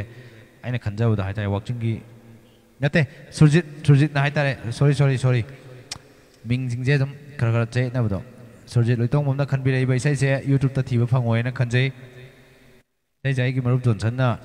ꯑꯩꯉꯣꯟꯗ ꯊꯥꯕꯤꯔꯛꯄꯅꯤ ꯃꯉꯣꯟꯗ ꯂꯩꯔꯝꯕꯗꯩ ꯍꯥꯏꯇꯥꯔꯦ ꯅꯝꯕꯣꯜꯗꯒꯤ ꯑꯩ ꯌꯥꯝ ꯅꯨꯡꯁꯤꯕ ꯃꯔꯨꯞꯅꯤ ꯃꯥꯁꯨ ꯑꯩꯒꯨꯝꯕꯅꯤ ꯕ꯭ꯂꯥꯏꯟꯅꯤ ꯑꯗꯨꯒ ꯑꯩꯅ ꯉꯁꯥꯏ ꯍꯥꯏꯖꯔꯤꯕ ꯏꯌꯥꯝꯕ ꯀꯛꯆꯤꯡ ꯋꯥꯏꯔꯤꯗꯒꯤ ꯏꯌꯥꯝꯕ ꯅꯥꯎꯔꯦꯝ ꯃꯪꯒꯤꯖꯥꯎ ꯁ꯭ꯄꯦꯁꯤꯌꯥꯂꯤ ꯃꯣꯏꯅꯤꯗꯁꯨ ꯗꯦꯗꯤꯀꯦꯠ ꯇꯧꯖꯔꯤ ꯏꯁꯩꯁꯦ ꯑꯩ ꯃꯔꯨꯞ ꯖꯣꯟꯁꯟꯅ ꯏꯁꯩꯁꯦ ꯄꯤꯕꯤꯔꯛꯄꯗꯒꯤ ꯍꯥꯏꯇꯥꯔꯦ ꯏꯁꯩꯁꯦ ꯑꯩ ꯏꯆꯥꯅꯨꯄꯤ ꯑꯩꯅ ꯑꯃꯨꯛ ꯏꯁꯩꯁꯦ ꯐꯥꯕ ꯉꯝꯖꯕꯅꯤ ꯍꯥꯏꯇꯥꯔꯦ ꯃꯥꯏꯅ ꯃꯌꯥꯝꯅ ꯊꯝꯖꯒꯦ ꯋꯥꯛꯆꯤꯡ ꯌꯣꯂꯦꯟ ꯇꯦꯝꯁꯤꯡꯅꯔꯤꯕꯤ ꯍꯥꯏꯔꯤꯕ ꯏꯁꯩꯁꯦ ꯑꯩꯒꯤꯗꯃꯛ ꯂꯦꯞꯄꯤꯔꯕ ꯀꯥꯏꯁꯤꯗꯤ ꯂꯦꯞꯅꯤꯡꯉ ꯂꯦꯞꯁꯅꯨ ꯂꯦꯞꯅꯤꯡꯉ ꯇꯣꯛꯁꯅꯨ ꯉꯥꯏꯈꯣꯗ ꯐꯝꯒꯦ ꯐꯝꯖꯈꯤꯁꯅꯨꯀꯣ ꯃꯌꯥꯝ ꯋꯥꯔꯧꯕꯤꯅꯨ ꯉꯥꯏꯍꯥꯛꯁꯨ ꯁꯨꯝ ꯐꯥꯒꯤ ꯇꯧꯁꯤꯗꯣ Sorok Haibam Rishikesh ngasi di upay leite adum yengbada oina leirage. ꯉꯥꯏꯈꯣꯅꯦ ꯅꯪꯕꯨ ꯋꯥꯔꯧꯒꯦ Hayeme isaido arangbanina lasa sakita oina. ꯍꯌꯦꯡ ꯁꯛꯁꯦ ꯈꯤꯇꯪ ꯂꯥꯎꯉꯣꯏꯁꯦ ꯉꯁꯤꯗꯤ ꯍꯥꯏꯗꯤ ꯑꯩꯈꯣꯏꯅ ꯔꯤꯁꯤꯀꯦꯁ ꯁꯥꯎꯅꯣ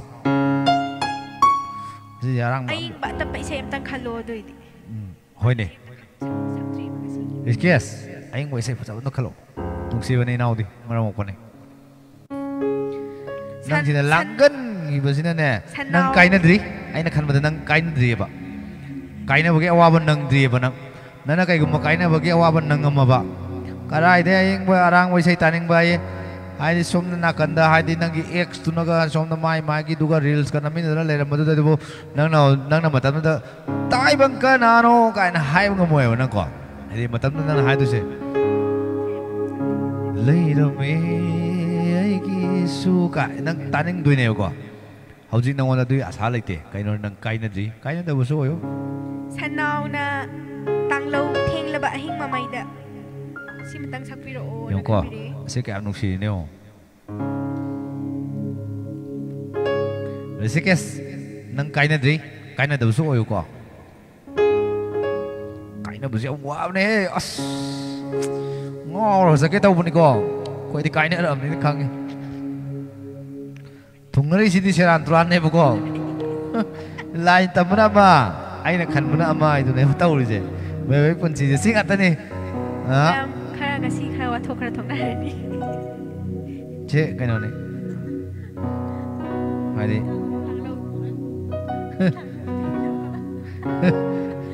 ꯃꯌꯥꯝ ꯑꯩꯅ ꯁꯤ ꯍꯥꯏꯔꯨꯕꯒꯤ ꯍꯧꯖꯤck ꯃꯩꯇꯥꯟ ꯂꯪꯉꯛꯇꯣꯔꯦ ꯑꯗꯨ ꯁꯨꯃꯥꯏꯅ ꯇꯧꯕꯅꯤꯗ ꯊꯨꯡꯅꯔꯤꯁꯤꯅ ꯑꯃ ꯂꯥꯏꯟ ꯇꯝꯕꯅ ꯑꯃ ꯁꯤ ꯑꯗꯨꯝ ꯑꯩꯈꯣꯏꯁꯨ ꯌꯥꯝ ꯁꯛꯑꯝꯃꯦ ꯊꯥꯏꯅ ꯍꯥꯏꯗꯤ Rojit sana samna mensinba ngamdraba thamoigi. Sakpiba yaroidro. Yani. ꯀꯔꯤ ꯑꯩꯈꯣꯏꯗꯤ Za sarigi ꯁꯦꯠ dito ꯆꯣꯡꯕꯨ ꯍꯥꯏꯔꯗꯤ ꯉꯁꯤꯒꯤ ꯑꯣꯏꯅꯗꯤ welcome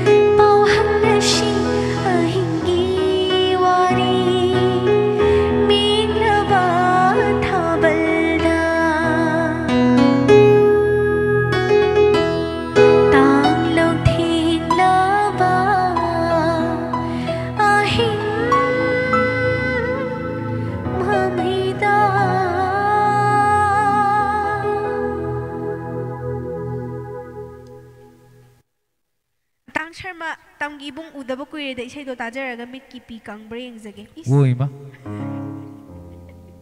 Ngai ko ko.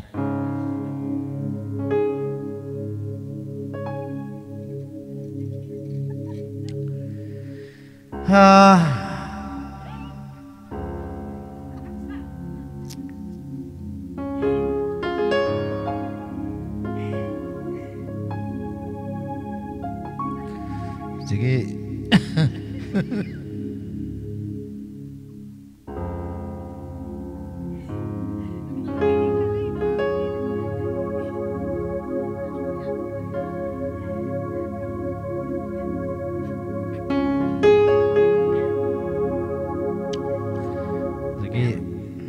Tông nghĩ bông nghe siêu vào đi mà hay backstage tới cái hai tay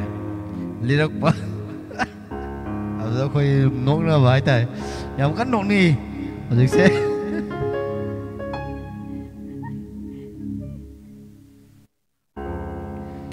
backstage thì am phật tay vào hay nắc cắt cái lọc sờ lọc bông mà hay đi xây stage xây sang lên ngày đó hay đi xong khơi backstage xây lọc qua lại đây nè rồi tụi máy tàu là hay đi khơi xuống backstage sớm lấy khơi sẽ hay tại lấy phàm mi bảo khơi đi là phàm mi sẽ cái nakan som nakan da som nakan da đó là sai cái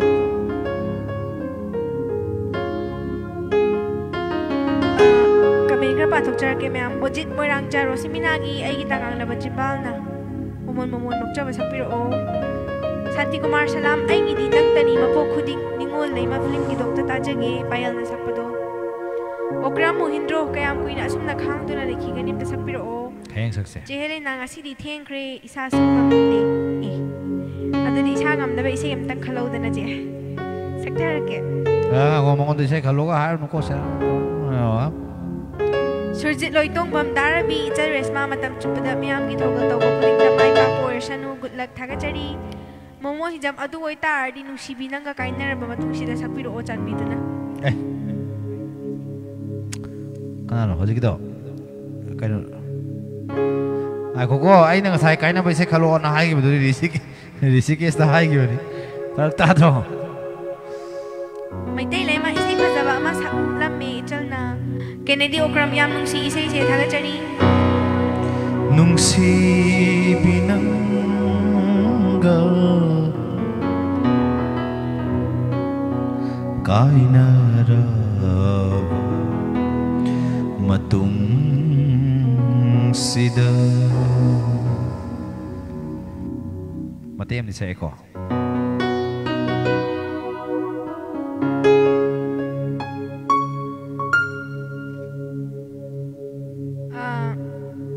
Lem bahay cruzam idom bina darabi na naw na kitang nungaite Ay gino kay sino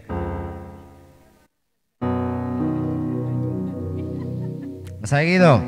Pwede inawag isay nang ay gida mong lepira ba ito ay nang ngak lepsun tok suno na hayo so nungay sa nung na hayo nila hadi saya kamay tawag nang ito tung na ba isay neba hadi tung na daga so nupi ito da hadi gap tawag ba isay neba ang nai gida mong lepira ba samudra gi pakla ba ipakaya sida ilay na inalan mo lam suong amoy ko Kaya ni wari kaya hadi nana submirin nga tarong lan gidi kang de ay anay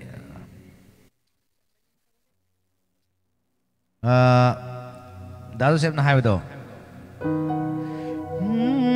Himaloy giwang la batsing sang kaya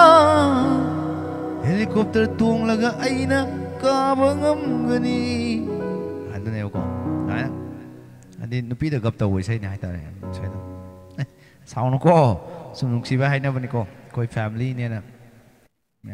ai na hai bana te jo se ko lang lang na hai bani ko sai ge ji ke ro do samudra gi pak la bai pa ka ya irai lai na ina lan bang ngoni ka la tho ngom moi kai thum jak pi na bu sa na si ni jom nei ga na ga te cha to je thum jak pi na sa si doi ni samudra gi pak la bai pa ka ya irai lai na ina lan ngam ni ka tak lau chung da ba ka thum jak pi thum cha ga ni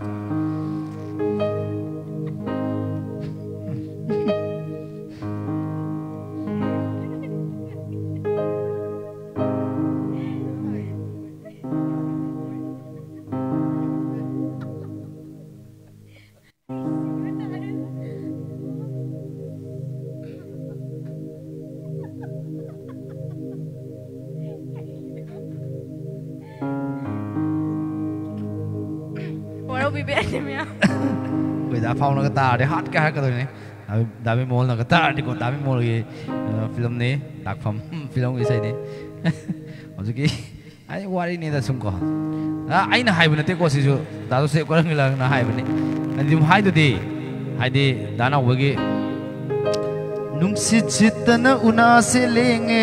ꯑꯁꯤꯗꯤ ꯚꯨꯠꯀꯤ ꯏꯁꯩꯅꯦꯅ ꯍꯥꯏꯗꯨꯗꯤ ꯅꯨꯡꯁꯤꯠ ꯁꯤꯠꯇꯅ ꯎꯅꯥ ꯂꯦꯡꯐꯧꯅꯗꯤ ꯅꯣꯡꯁꯨ ꯆꯨꯗꯅ ꯁꯥꯏꯖꯤꯟꯗꯤ ꯆꯣꯠꯂꯦ ꯅꯣꯡ ꯆꯨꯗꯅ ꯀꯃꯥꯏꯅ ꯁꯥꯏꯖꯤꯟ ꯆꯣꯠꯇꯣꯏꯅꯣ ꯁꯤ ꯚꯨꯠꯀꯤ ꯏꯁꯩꯅꯦꯅ ꯍꯥꯏꯗꯣ ꯑꯗꯨꯃꯥꯏꯅ ꯁꯨꯃꯥꯏꯅꯁꯨ ꯑꯗꯨꯝ ꯉꯥꯏꯍꯥꯛ ꯐꯥꯒꯤ ꯇꯧꯖꯕꯅꯤꯀꯣ ꯍꯥꯏꯗꯤ ꯁꯃꯨꯗ꯭ꯔꯒꯤ ꯄꯥꯛꯂꯕ ꯏꯄꯥꯛ ꯀꯌꯥ ꯏꯔꯥꯏ ꯂꯥꯏꯅ ꯑꯩꯅ ꯂꯥꯟꯕ ꯉꯝꯒꯅꯤ ꯗꯛ ꯆꯣꯡꯊꯕꯒ ꯊꯨꯝꯖꯥꯛꯄꯤꯅ ꯑꯗꯨꯝ ꯆꯥꯈ꯭ꯔꯅꯦꯕꯀꯣ ꯌꯥꯔꯣꯏꯕ ꯄꯪꯉꯥꯏ ꯍꯥꯏꯕ ꯋꯥꯅꯤ ꯂꯣꯛꯇꯥꯛ ꯐꯥꯎ ꯂꯥꯟ ꯉꯝꯃꯣꯏ ꯀꯦꯁꯣ ꯋꯥꯍꯦꯡꯕꯝ ꯉꯁꯤꯒꯤ ꯅꯨꯃꯤꯠꯁꯦ ꯉꯥꯏꯕꯗ ꯋꯥꯔꯕꯅꯤ ꯌꯥꯝ ꯅꯨꯡꯁꯤꯌꯦ ꯌꯥꯝ ꯈꯪꯅ ꯉꯥꯏꯕꯤꯔꯝꯃꯦ SK ꯈꯣꯝꯃꯩ ꯇꯥꯔꯦ ꯏꯆꯟꯒꯤ ꯏꯁꯩꯁꯦ ꯊꯥꯒꯠꯆꯔꯤ ꯇꯣꯟ MK ꯈꯨꯃꯟ ꯅꯨꯡꯁꯤ ꯍꯦꯛꯇ ꯍꯥꯏꯔꯒꯦ ꯐꯥꯗꯤꯌꯦ ꯁꯅꯥꯇꯣꯝꯕꯤ ꯄꯤꯕ ꯑꯉꯣꯝ ꯅꯨꯡꯁꯤꯕ ꯍꯨꯅꯤ ꯑꯩꯅ ꯍꯥꯟꯅ ꯈꯪꯂꯝꯂꯕ ꯁꯛꯄꯤꯔꯛꯑꯣ ꯂꯥꯏꯚꯁꯤꯕꯨ ꯌꯦꯡꯕꯤꯔꯤꯕ ꯃꯌꯥꯝꯅ ꯑꯗꯨꯝ ꯍꯥꯏꯖꯒꯦꯀꯣ ꯍꯧꯖꯤꯛꯀꯤ ꯍꯥꯏꯔꯤꯕ ꯉꯁꯥꯏꯁꯨ ꯏꯁꯩ ꯑꯅꯤ ꯁꯨꯔꯦ ꯉꯁꯤꯒꯤ ꯈꯜꯂꯛꯏꯁꯦ ꯅꯨꯡꯁꯤ ꯍꯦꯛꯇ ꯍꯥꯏꯔꯒꯦ ꯀꯥꯏꯅ ꯁꯛꯏꯕ ꯑꯗꯒꯤ ꯑꯩ ꯑꯃꯨꯛ ꯍꯜꯂꯛꯈꯤꯅꯤ ꯐꯤꯂꯝꯒꯤ ꯅꯪꯅ ꯏꯅꯥꯛꯇ ꯂꯩꯔꯤꯕ ꯀꯥꯏꯅ ꯁꯛꯏꯕ ꯅꯠꯇꯦ ꯁꯛꯏꯕꯤꯗꯣ ꯃꯌꯥꯝ ꯐꯥꯎꯕꯅꯤꯅ ꯃꯥꯒꯤ ꯏꯁꯩꯁꯤꯃꯇꯪꯗꯤ ꯔꯕꯤशꯪꯀꯔ ꯆꯤꯡꯉꯣꯜ ꯂꯤꯆꯜꯒꯤ ꯆꯦꯅꯦꯜꯗ ꯍꯥꯏꯇꯥꯔꯦ ꯃꯥꯒꯤ ꯏꯁꯩꯁꯦ ꯃꯇꯧ ꯇꯝꯕ ꯉꯝꯖꯗꯦ ꯃꯥꯗꯤ ꯌꯥꯝ ꯍꯩꯕꯅꯤꯅꯀꯣ ꯍꯩꯇꯕ ꯑꯩꯈꯣꯏꯅ ꯃꯇꯧ ꯇꯝꯕ ꯉꯝꯖꯗꯦ ꯑꯇꯣꯞꯄ ꯑꯦꯅꯤ ꯑꯇꯣꯞꯄ ꯀꯂꯥꯀꯥꯔꯁꯤꯡꯒꯤ ꯏꯁꯩꯗꯤ ꯑꯩꯈꯣꯏ ꯈꯖꯤꯛ ꯈꯖꯤꯛꯇ ꯑꯣꯏꯔꯁꯨ ꯃꯇꯧ ꯇꯝꯕ ꯉꯝꯖꯩ ꯑꯗꯨꯝ ꯃꯣꯏꯒꯨꯝꯕ ꯑꯐꯥꯎꯕ ꯏꯁꯩꯗꯤ ꯑꯩꯈꯣꯏ ꯃꯇꯧ ꯇꯝꯕ ꯉꯝꯖꯗꯦ ꯍꯥꯏꯗꯅ ꯊꯝꯖꯒꯦ ꯑꯅꯟ ꯀꯣꯟꯊꯧꯖꯝ ꯐꯖꯕ ꯏꯁꯩ ꯁꯛꯂꯛꯑꯣ ꯇꯥꯔꯒꯦ ꯇꯧꯔꯁꯦ ꯁꯣꯔꯣꯛ ꯈꯥꯏꯕꯝ ꯔꯤꯁꯤꯀꯦꯁ ꯈꯜꯂꯛꯀꯦ ꯁꯦꯠ ꯂꯥꯎꯅ ꯔꯟꯖꯤꯇꯥ ꯂꯥꯏꯁ꯭ꯔꯝ ꯅꯪꯅ ꯂꯥꯛꯅ ꯑꯗꯨ ꯌꯥꯔꯣꯏꯌꯦ ꯔꯤꯁꯤꯀꯦꯁ ꯀꯥꯏꯅꯗꯅ ꯀꯥꯏꯅꯕ ꯁꯥꯕꯁꯦ ꯃꯥꯟꯗꯕꯅꯦꯕꯀꯣ ꯇꯁꯦꯡꯅ ꯀꯥꯏꯅꯕ ꯃꯤꯒ ꯀꯥꯏꯅꯗꯕ ꯃꯤꯒꯁꯦ ꯀꯥꯏꯅꯗꯕ ꯃꯤꯅ ꯀꯥꯏꯅꯕ ꯁꯥꯕꯁꯦ ꯃꯥꯟꯗꯕꯅꯦꯕ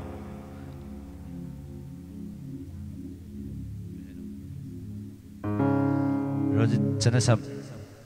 ꯄ꯭ꯔꯤꯌꯥꯅꯟꯗ ꯊꯧꯗꯥꯝ ꯔꯦꯁꯃꯥ ꯊꯦꯡꯂꯕ ꯑꯍꯤꯡ AJꯒꯤ ꯑꯗꯨꯝ ꯁꯛꯄꯤꯔꯣ ꯑꯁ ꯗꯥ ꯄ꯭ꯔꯤꯌꯥꯅꯟꯗ ꯁꯤꯗꯤ ꯐꯔꯛ ꯇꯥꯗ꯭ꯔꯣ ꯗꯥ AJꯒꯤ ꯏꯁꯩꯁꯤꯗꯤ ꯗꯥ AJꯒꯤ ꯅꯠꯇꯕ ꯑꯃ ꯈꯜꯂꯛꯑꯣ ꯁꯣꯔꯣꯛ ꯈꯥꯏꯕꯝ ꯔꯤꯁꯤꯀꯦꯁ ꯂꯩꯈꯣꯡꯅ ꯑꯩꯅ ꯁꯣꯝꯂꯒ ꯑꯣ ꯀꯀꯥꯒꯤ ꯏꯁꯩ ꯇꯥꯔꯦꯀꯣ नाचोमना मीना चिनखरे नहाकपु संजबा यहाकती गुलाब की तिंखंग ओयोरे सी ओयरदी फजरमनी सक्तबदी सुक्या यारो ऋषिकेश ला ऋषिकेश नर खलाइसा कागी इसाई तासी ऋषिकेश नर लुपा चामा मतेंग पांबिरै लदगी राजेंद्र नवरेम ब्रोजेंदो नर लुपा चामा अपिरै सो खैबर ऋषिकेश सैटरडे की सोयदना बसु तौजखिबने यामबा यामदबा अदो केनोने ऋषिकेश की इसाई तौस Rishikesh ngatangayo abung elangbang nungsi mai thonglot lambi ikai phiji oribi amta sakpiro o ranbir thonagi tang sharma ngasi di nokpa live taradro ngasi je pharak khara tawa dugine swai tawina ngasai ge aina habdo thomjak puina chane habdo moi sum nokna bajane ai budi nokti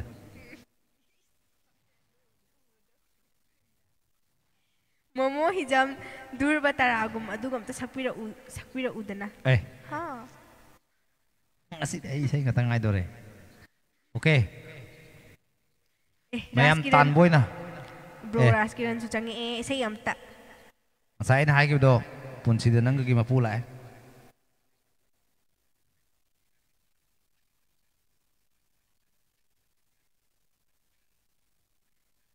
ja sorry gi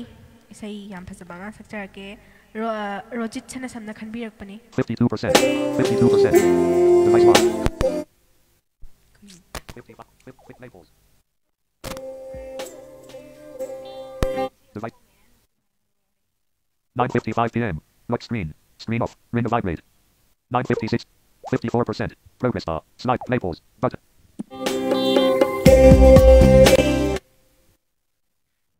showing items 5 to 11 54% labels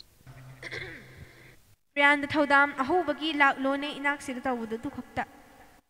adugi mayek tu ni na pagidre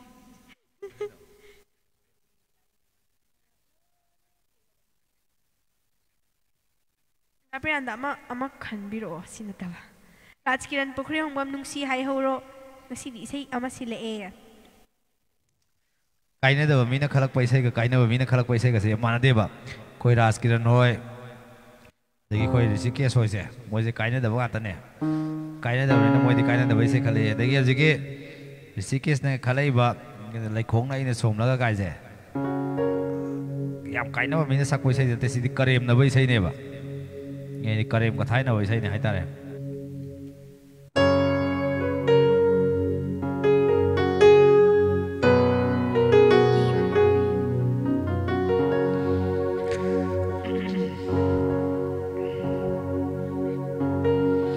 ओय खरे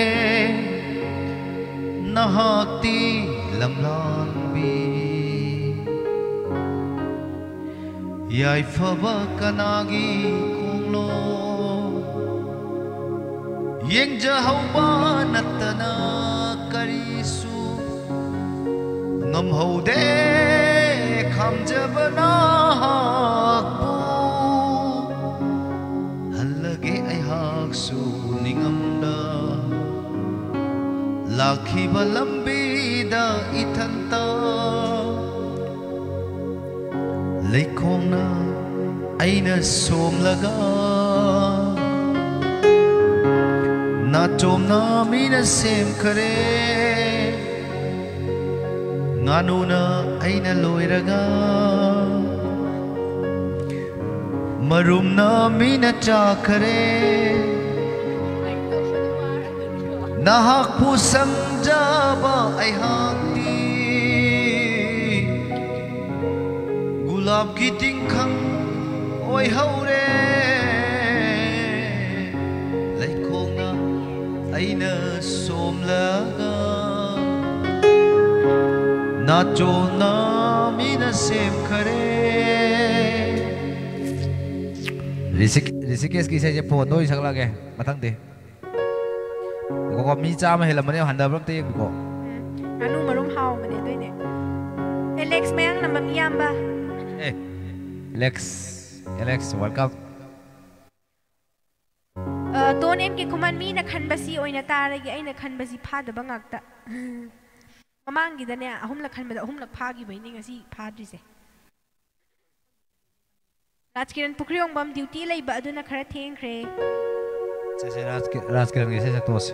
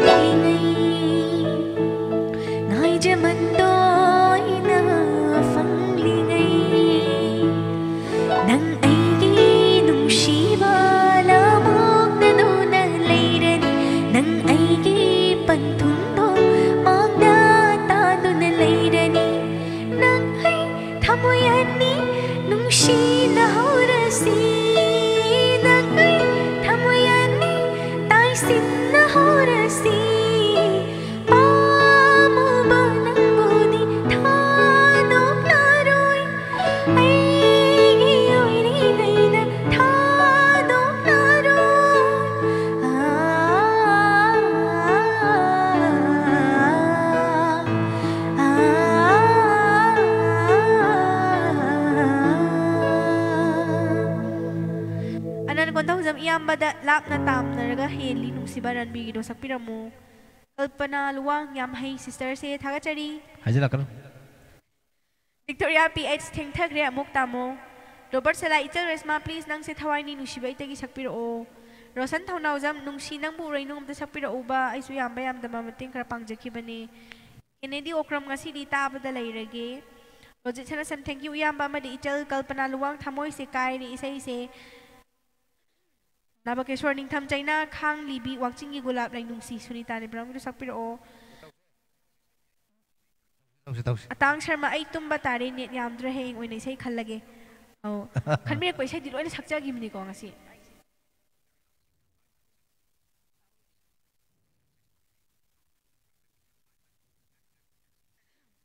ꯃꯤꯃꯤ ꯃꯔꯤꯡ ꯃꯤꯅ ꯈꯟꯕꯗꯤ ꯌꯥꯝ ꯅꯨꯡꯁꯤꯅ ꯁꯛꯏ ꯑꯩꯒꯤꯗꯤ ꯁꯛꯄꯤꯔꯔꯣꯏꯗ꯭ꯔꯣ ꯉꯥꯏꯕꯗ ꯋꯥꯔꯦ ꯇꯥꯅꯤꯡꯕꯅ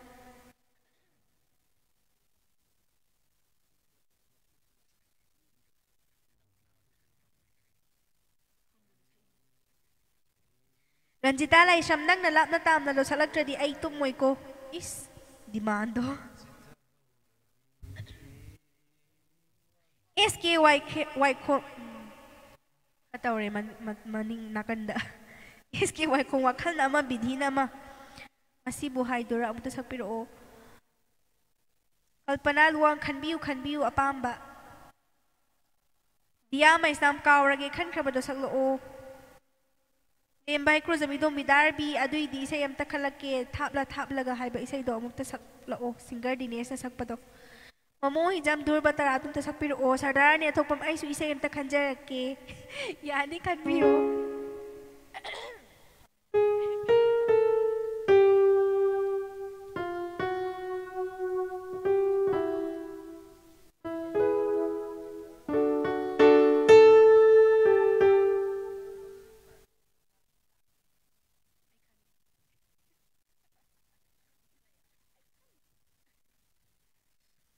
Kennedy Okram Mirai Bide Sanglo Oran Bigido.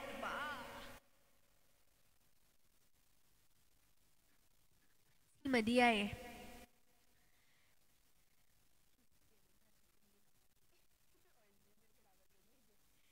Kazen Kumar Nauriam Kui de He Isai Tada Fazabang to Sakpiro O Kalpana Luang Koina Bana Aiga Koina Ragana Kundona Mina Hukre. Idea had by the Koina Bana Iga Tunabana Maga Haraka winning. Ha, I do not soon not take off. Koina Bana Iga Tunabana Imana Biga Haraka winning or ever go. Do what the Haraka. They am Topaneva. Koina Bana Iga Tunabana Imana because I'm Topone. Hadani to Pumpunsi the Nangatina on the Bible said to Sapiro. Asizumabu, Madam Tole. Puma sent Japane. Sanuram Ram Dagi, I Jangera E Pida Karom the no. So Cameron is casing life says so then a going a Madimi, a Benakini, not Nakini, kind of a Kandanabani, he. Sanuram Moyanga, the Ricat of Zaraga is a Mokongzaraga. The king aside can be with the Suyagi by say Hatare. Roses and some Hayangi or a su Amtanga Kanjage, like the Migi or Kibet, I didn't win Bongamoroy. Victoria PH Kudo, Matamatan with Opabum Sanatungi, I get a moy cup. My tongue take Haitata. So Wahingbam Dineski Tablagan Sakpio, so Cabernet is casing Surmagi Saido, Panglang Dilang, the Bani, Kokpat Aina Kam Tropaya, but the Bunga no Hectalo shall a bit caloinati eda. I nati Kakadani. Sem jam Happy Rang Haina Sakapus Paranigi said to Tajagi. Oh, Happy Rang Haina Sakpan Haidani Happy Rang. When is a lapini go, I don't put the power of it. Okram Hindu Wakal Rascal Pukrum Sulupai, Matang Pangbi, Rascal is a Sakraba. Pukrum Pele, Harry. Sacramale. No, Nuxia Hero Sacre, Nuxia Hero. The Arnig is a case I know.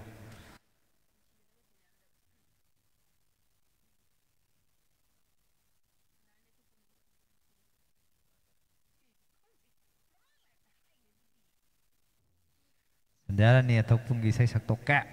Can know me delay the guys and then see Kaloai, not Sim Kalageka, Hineko. So guided माइदꯤ ꯂꯩꯖꯕꯅꯤꯅ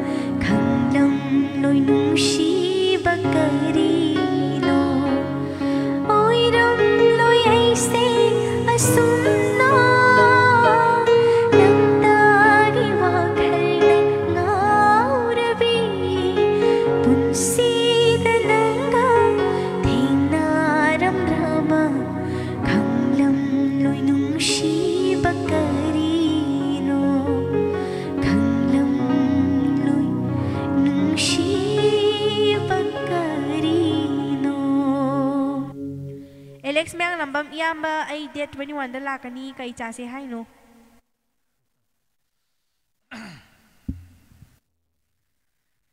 Alex, adu may amang da hong mahong de. Do hay ba wara. Sis. Phone number so le ngani khale. Phone do hay na se. Sis. Waraw di dom taw biro iyamba hay. Waraw de se karma waraw di hoy de no. Waraw de gi waraw de ngatane hojik lai nei se kana ai na sunong onda waraw de nang na soy onda waraw ro moy. Waraw da bagi waraw da ba ngatane. Singer du tak law hay na mo Alex. Amung si bay naw ni. Alex. Suji loy tong wakal wakal nung si wakal salam Sofia na sakpado. Tang. Nairam mi he. Tang Sharma live thadok pa ngamdre he amuk mit singi he.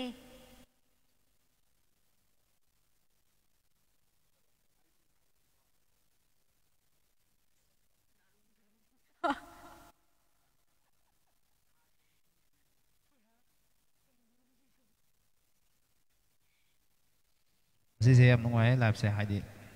hay ta phong nộp từ số ấy, hay tên thân đi em cả lắm mà này stress em lấy làm mày hay ta này, si ta ra cái mày ta trục trả lại rồi hay anh khá khá sẽ, hay anh khi thằng khá sẽ khôi live sẽ luôn. Tanu ramorang thank you dabung te gi basi khonjil singao re pi nge digi tarak pani hojik su taning li. Tanu ramorang sẽ mày am, hay đi,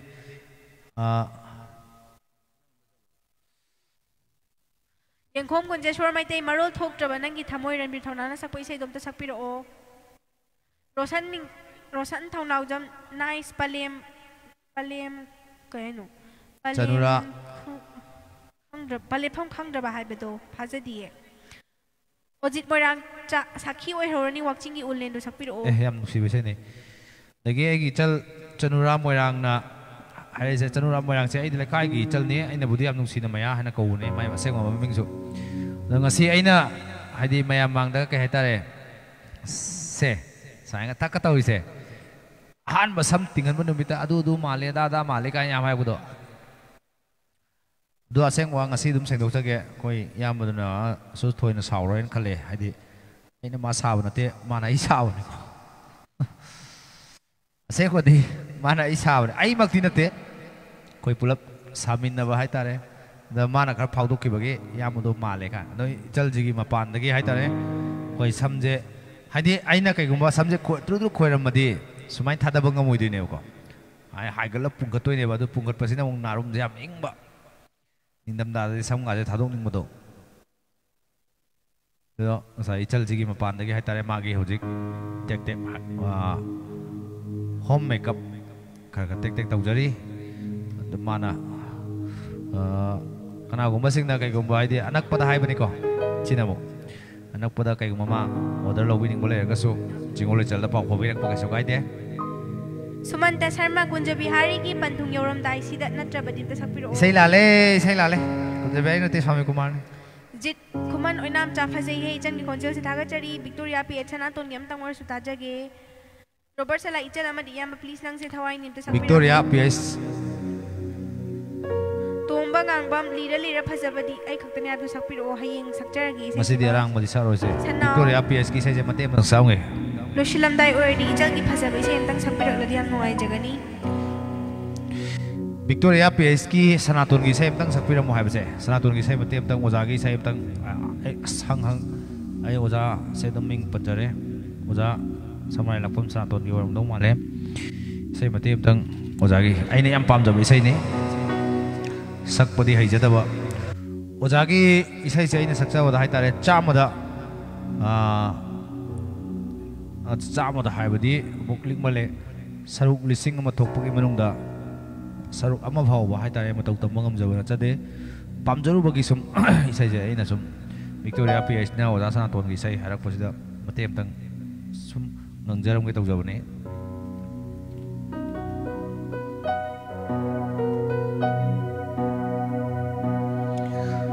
हौना बरने हायो कनानाबु असुमना नुंसिना नसागत्खिबा युमफम अदो असिरा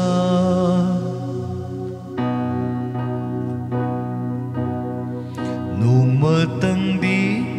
चमथोकना खिसी कायनबा तारबसु इबानी ngaihaktangdi unaram kisi jatkhiba tarabasu aroiba punsi chupa lana launarani nomatangdi chamthokna kisi kainava taravasu ibani aina YouTube ta thagat kanja bane no aina isai gar sakhan basine mara mor kan da YouTube ta thagat pa moi dori adi maram ni dot mem sai se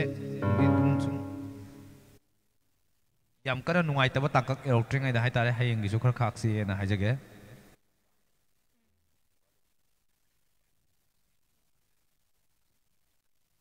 warau de kanada su tawbado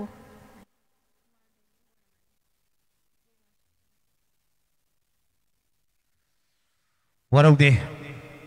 che Alex hayeng soi sang wo ko masi gi di mate ngok saung ge hayeng track ta soi na sake ko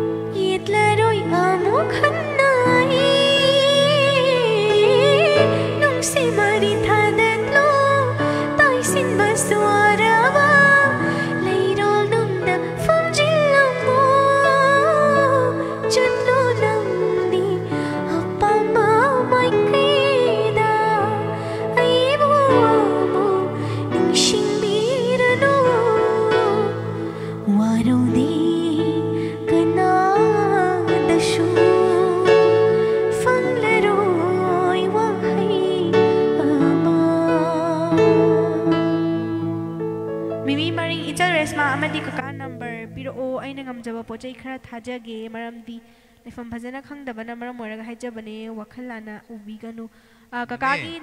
number ने सिदा ममांग दा जीपे number म pin तरो थमिसे iGo अदुम call दुम चटपनी अदगी के तारे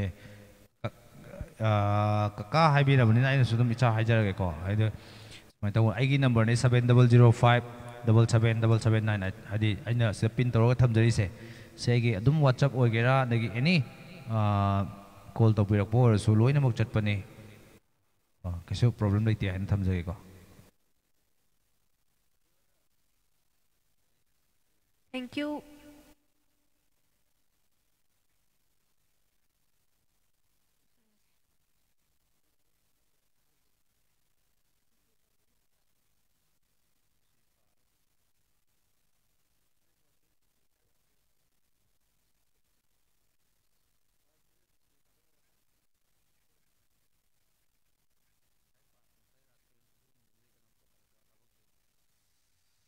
ma'am हयेंग भौबुगी ओइन हाइतारे काइननबा थंग जगे हयेंग मैम सोदन चंबिरो अनुगा हुजिकी ngasiगी ओइबा अरोइबा इसै कुदोल तमजरी